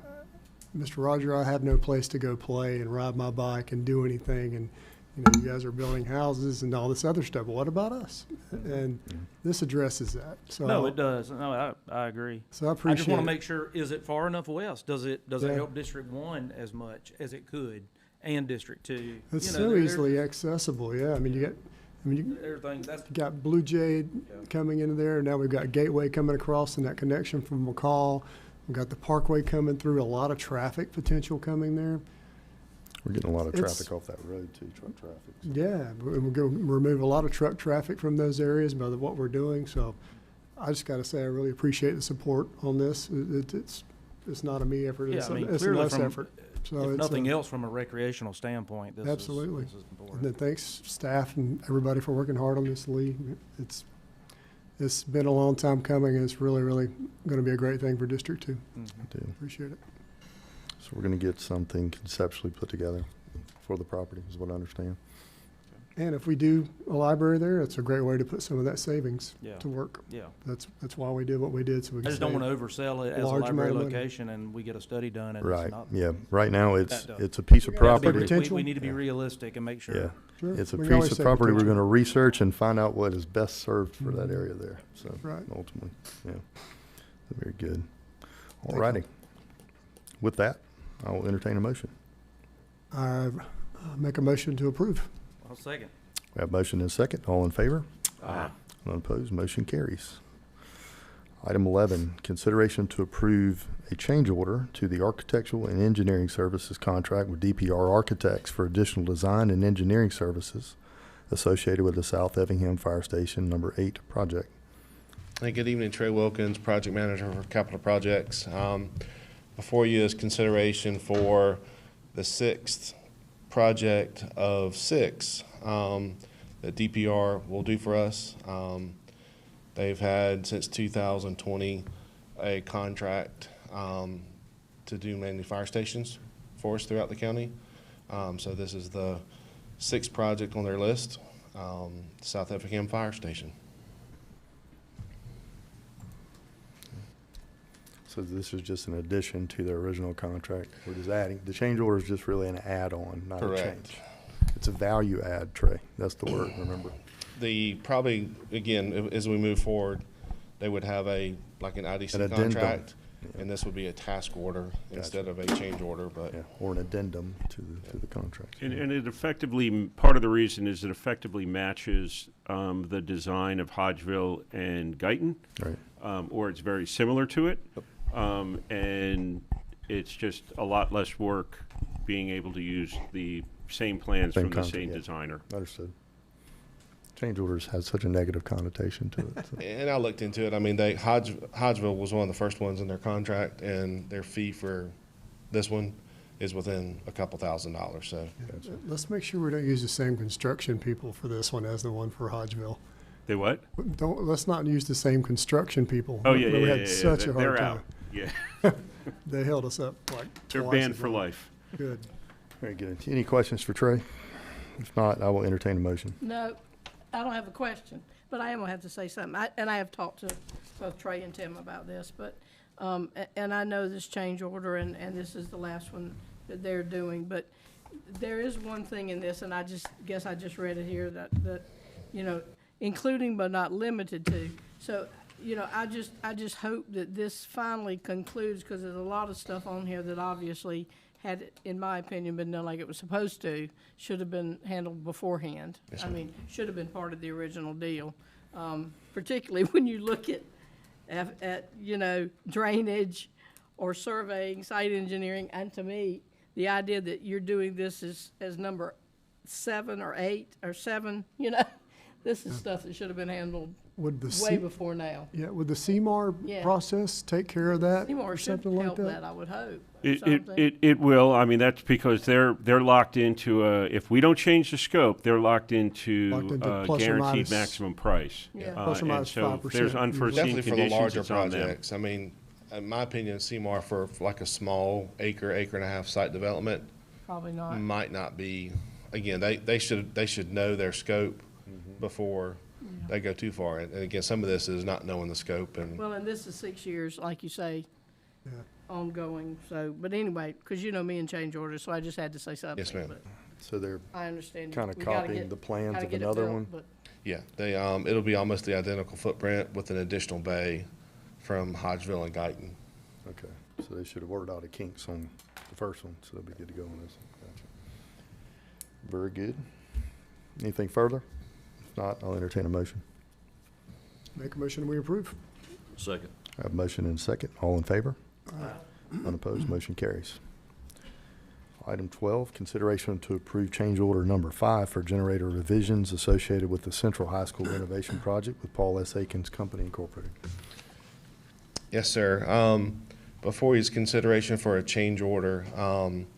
The original scope of the project had a generator spec to provide backup power for a small portion of the project. Through discussions with us and the architect and the overall design team, it made sense to expand the coverage of the generator. So with that came a larger generator. And then we also, instead of having a diesel or a propane fuel generator, natural gas is available to the site. So we made the decision to have a natural gas fuel source for the generator.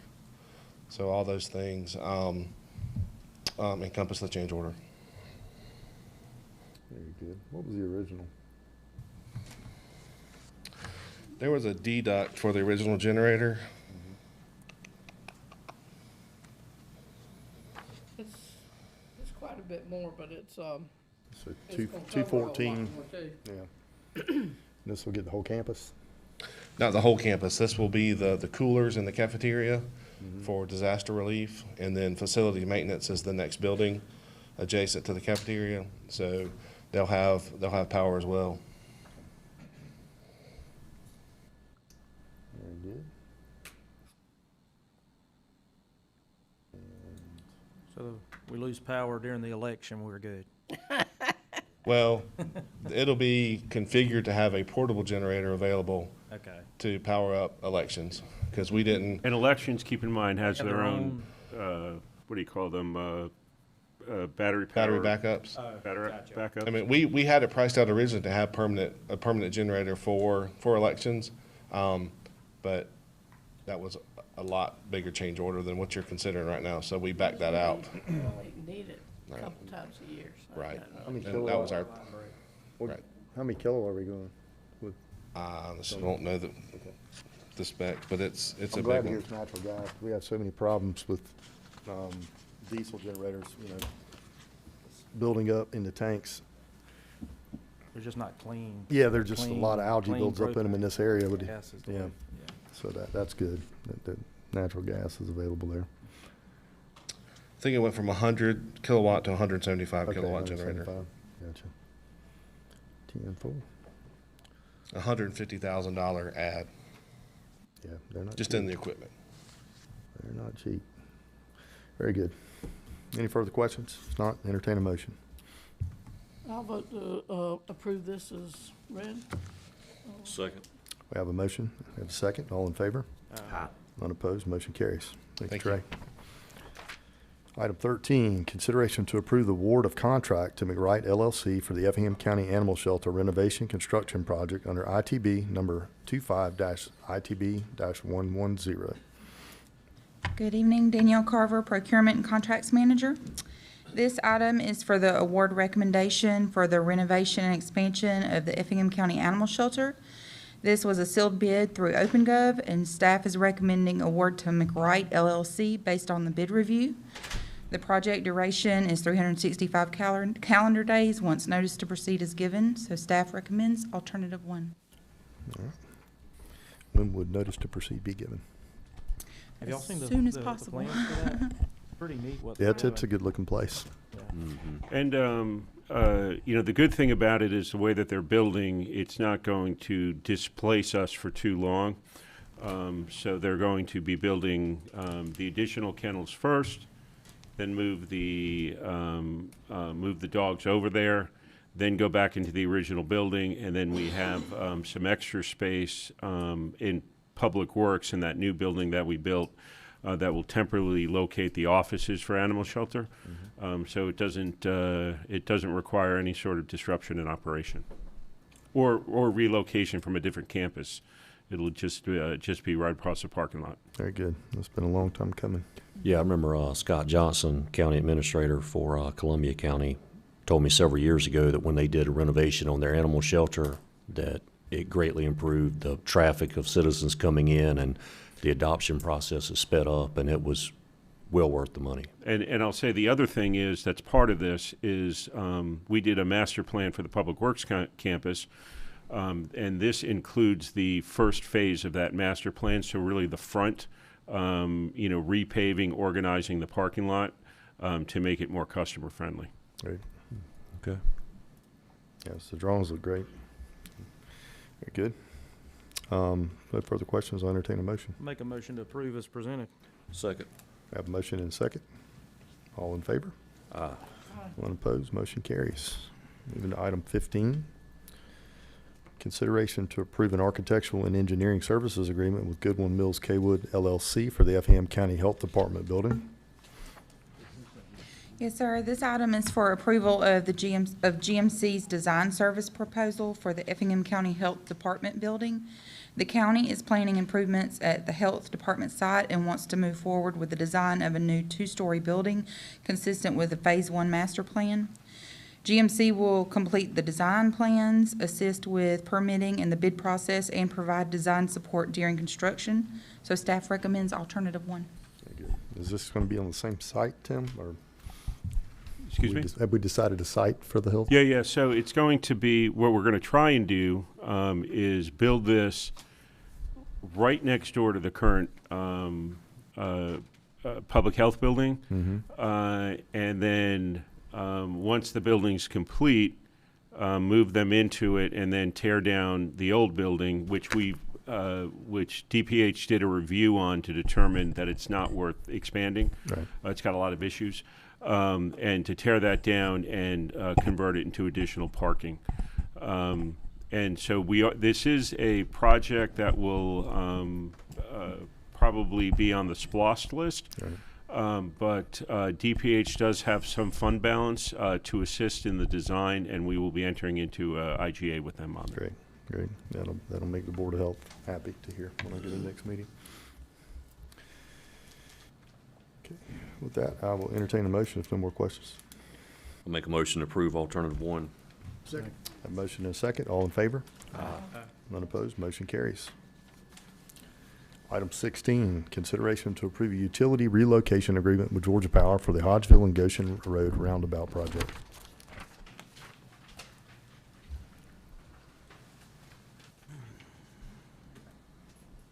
Hey, Jonathan Holm, County Engineer. Yep, this is for the distribution poles for Georgia Power to be relocated as part of the roundabout project, totaling for $138,862. And the good news is, I know it has in here that construction will begin within 6 months, but they're waiting for, I guess, this to get signed, and we'll be off to the races ASAP. So, yeah, staff's recommending alternative 1. The site's ready for this part of it, isn't it? It is, yeah. This is, they're, right now, J.A. Long is trying to work on what they can without, the Georgia Power poles being moved, but, they're pretty much ready to move. Are they gonna convert poles to underground, or is it gonna go poles again? I think it's gonna be poles again. Transmission, right? It's transmission, that's right. Overhead. Yeah, distribution could be underground, but not transmission. Typically, it's very expensive. Yeah, I see that. Times two. Yeah, those are the big poles. All right. Any questions? If not, entertain a motion. Make a motion to approve alternative one. Second. A motion and a second. All in favor? None opposed. Motion carries. Item 17, consideration to approve a utility relocation agreement with Georgia Power for the Hodgeville and Colic-Helmy Road roundabout project. This one is just like the one to the north, except for it's again distribution poles with Georgia Power to get relocated. This one's totaling for $210,484. And again, Georgia Power is ready to move for us, so that's exciting. Why is it so much more? Because this Colic-Helmy area seems like we have more room to do things. I think it's the number of poles that are Yeah, there. it's the distribution If you poles. go to, I see. if you go to the last sheet in your packet, you can see the number of poles that are on this one compared So to the it's one like a before it. Per pole move or whatever. Right, there's a lot of poles, a lot of wires coming from down Hodgeville, up Hodgeville, and then also Colic-Helmy to the school. Can you buy stock in Georgia Power? Do I? Can No. we? Oh. Oh, I thought it was because Oh, Damon you- was getting a there is raise cover? and had to cover it. My gosh. It's a good when you survive. Yeah, Mhm. that's huge. Staff is recommending alternative one. Very good. Any discussion? If not, I'll entertain a motion. Make a motion, we approve alternative one. Second. Get this thing going. Have a motion and a second. All in favor? Ah. None opposed. Motion carries. I used to have retired. Gotta keep the checks Yeah. flowing. Mhm. I'll tell you what, Forrest. Item roll a little 18, bit of it, don't you? consideration to approve a lighting services agreement with Georgia Power for roadway lighting at the Ron Station McCall roundabout. Yes, sir. Bring us on home for the night. This one is a lighting agreement, different from its past two agenda items. It's for the Ron Station, McCall Road roundabout, and essentially this will follow suit with the lighting that we're providing for all the other roundabouts. And so staff is recommending alternative one. Is it usually that we do it this early in the process? Because we're still acquiring We right haven't away, even broke ground on this one. We are still acquiring some right of way. We're gonna have a property owners meeting, next month, on that, but we have, spoken with some of the property owners already, through, the public open house meeting that we've had. And, yeah, I mean, this is assuming, Kind of puts it in line with the other roundabouts, gets everything on the. that's same- right. We're actually being proactive on this one, and trying to get Georgia Power, That's right. ready to rock and roll and ready to move as soon as we're Gotcha. secure the right of way. But thankfully, the right of way I don't think is going to take that long on this one, so So this- I'm excited. Never should say stuff like that. But we'll see. Never should say stuff like that. So is this, so we're prepaying, Magic 8 Ball. we're prepaying 85,000, then we're doing monthly on the, Yes, sir. So it'll be 85 prepayment, and then this is a monthly cost that they estimate. So, but the good news is that if something goes wrong with the pole, Georgia Power is going to be maintaining it, and we do not want to be in the maintaining business when it comes to light poles, in my opinion. You'll buy a bucket truck and. Ewan would love to do that, wouldn't she? Okay. all right, very good. If no further questions, I'll entertain a motion. Make a motion, we approve. Second. I have a motion and a second. All in favor? None opposed. Motion carries.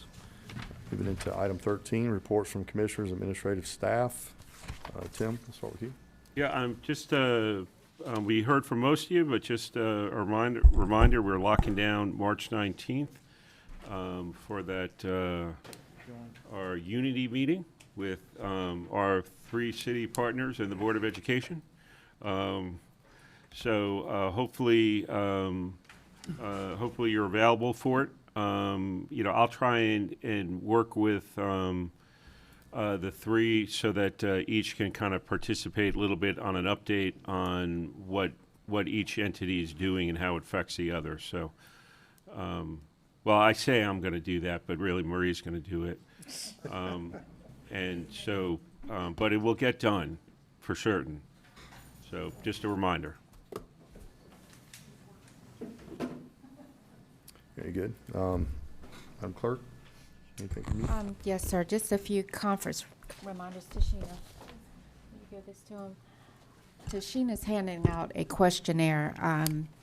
ACCG's annual conference is fastly approaching, and you guys know how quickly everything goes for that conference. So registration is going to open tomorrow. The questionnaire is asking you your selections on courses that you might be interested in taking and some other details. If you could get those back to me as quickly as possible, I would appreciate it. For Chairman Ron and Commissioner Helmley, you have an upcoming conference on March 3rd through the 5th in Atlanta. You'll be getting those details for that, hopefully next week. Okay. Did they And get my frac squared away? let me check on you. Okay, that was Yeah, a when I problem On last you. year. Yeah. Yeah.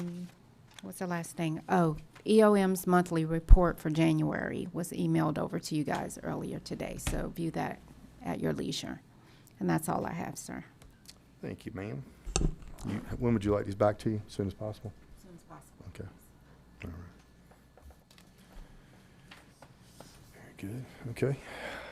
Any other staff have anything they want to add? Clint? Anyone? Josh? No? Okay. Anyone? Okay. Very good. I understand we have a need for executive session. Thought I'd entertain a motion to go into executive session. I'll make a motion to go into executive session to discuss personnel, property, and pending litigation. Second. A motion and a second. All in favor? Yeah. None opposed. Motion carries. We're not gonna get any say-so. Josh. Hmm? We're not gonna get any of our commissioner time. See, we give you a day off and then you have to make up the time tonight. Forgot about That's it. That's it.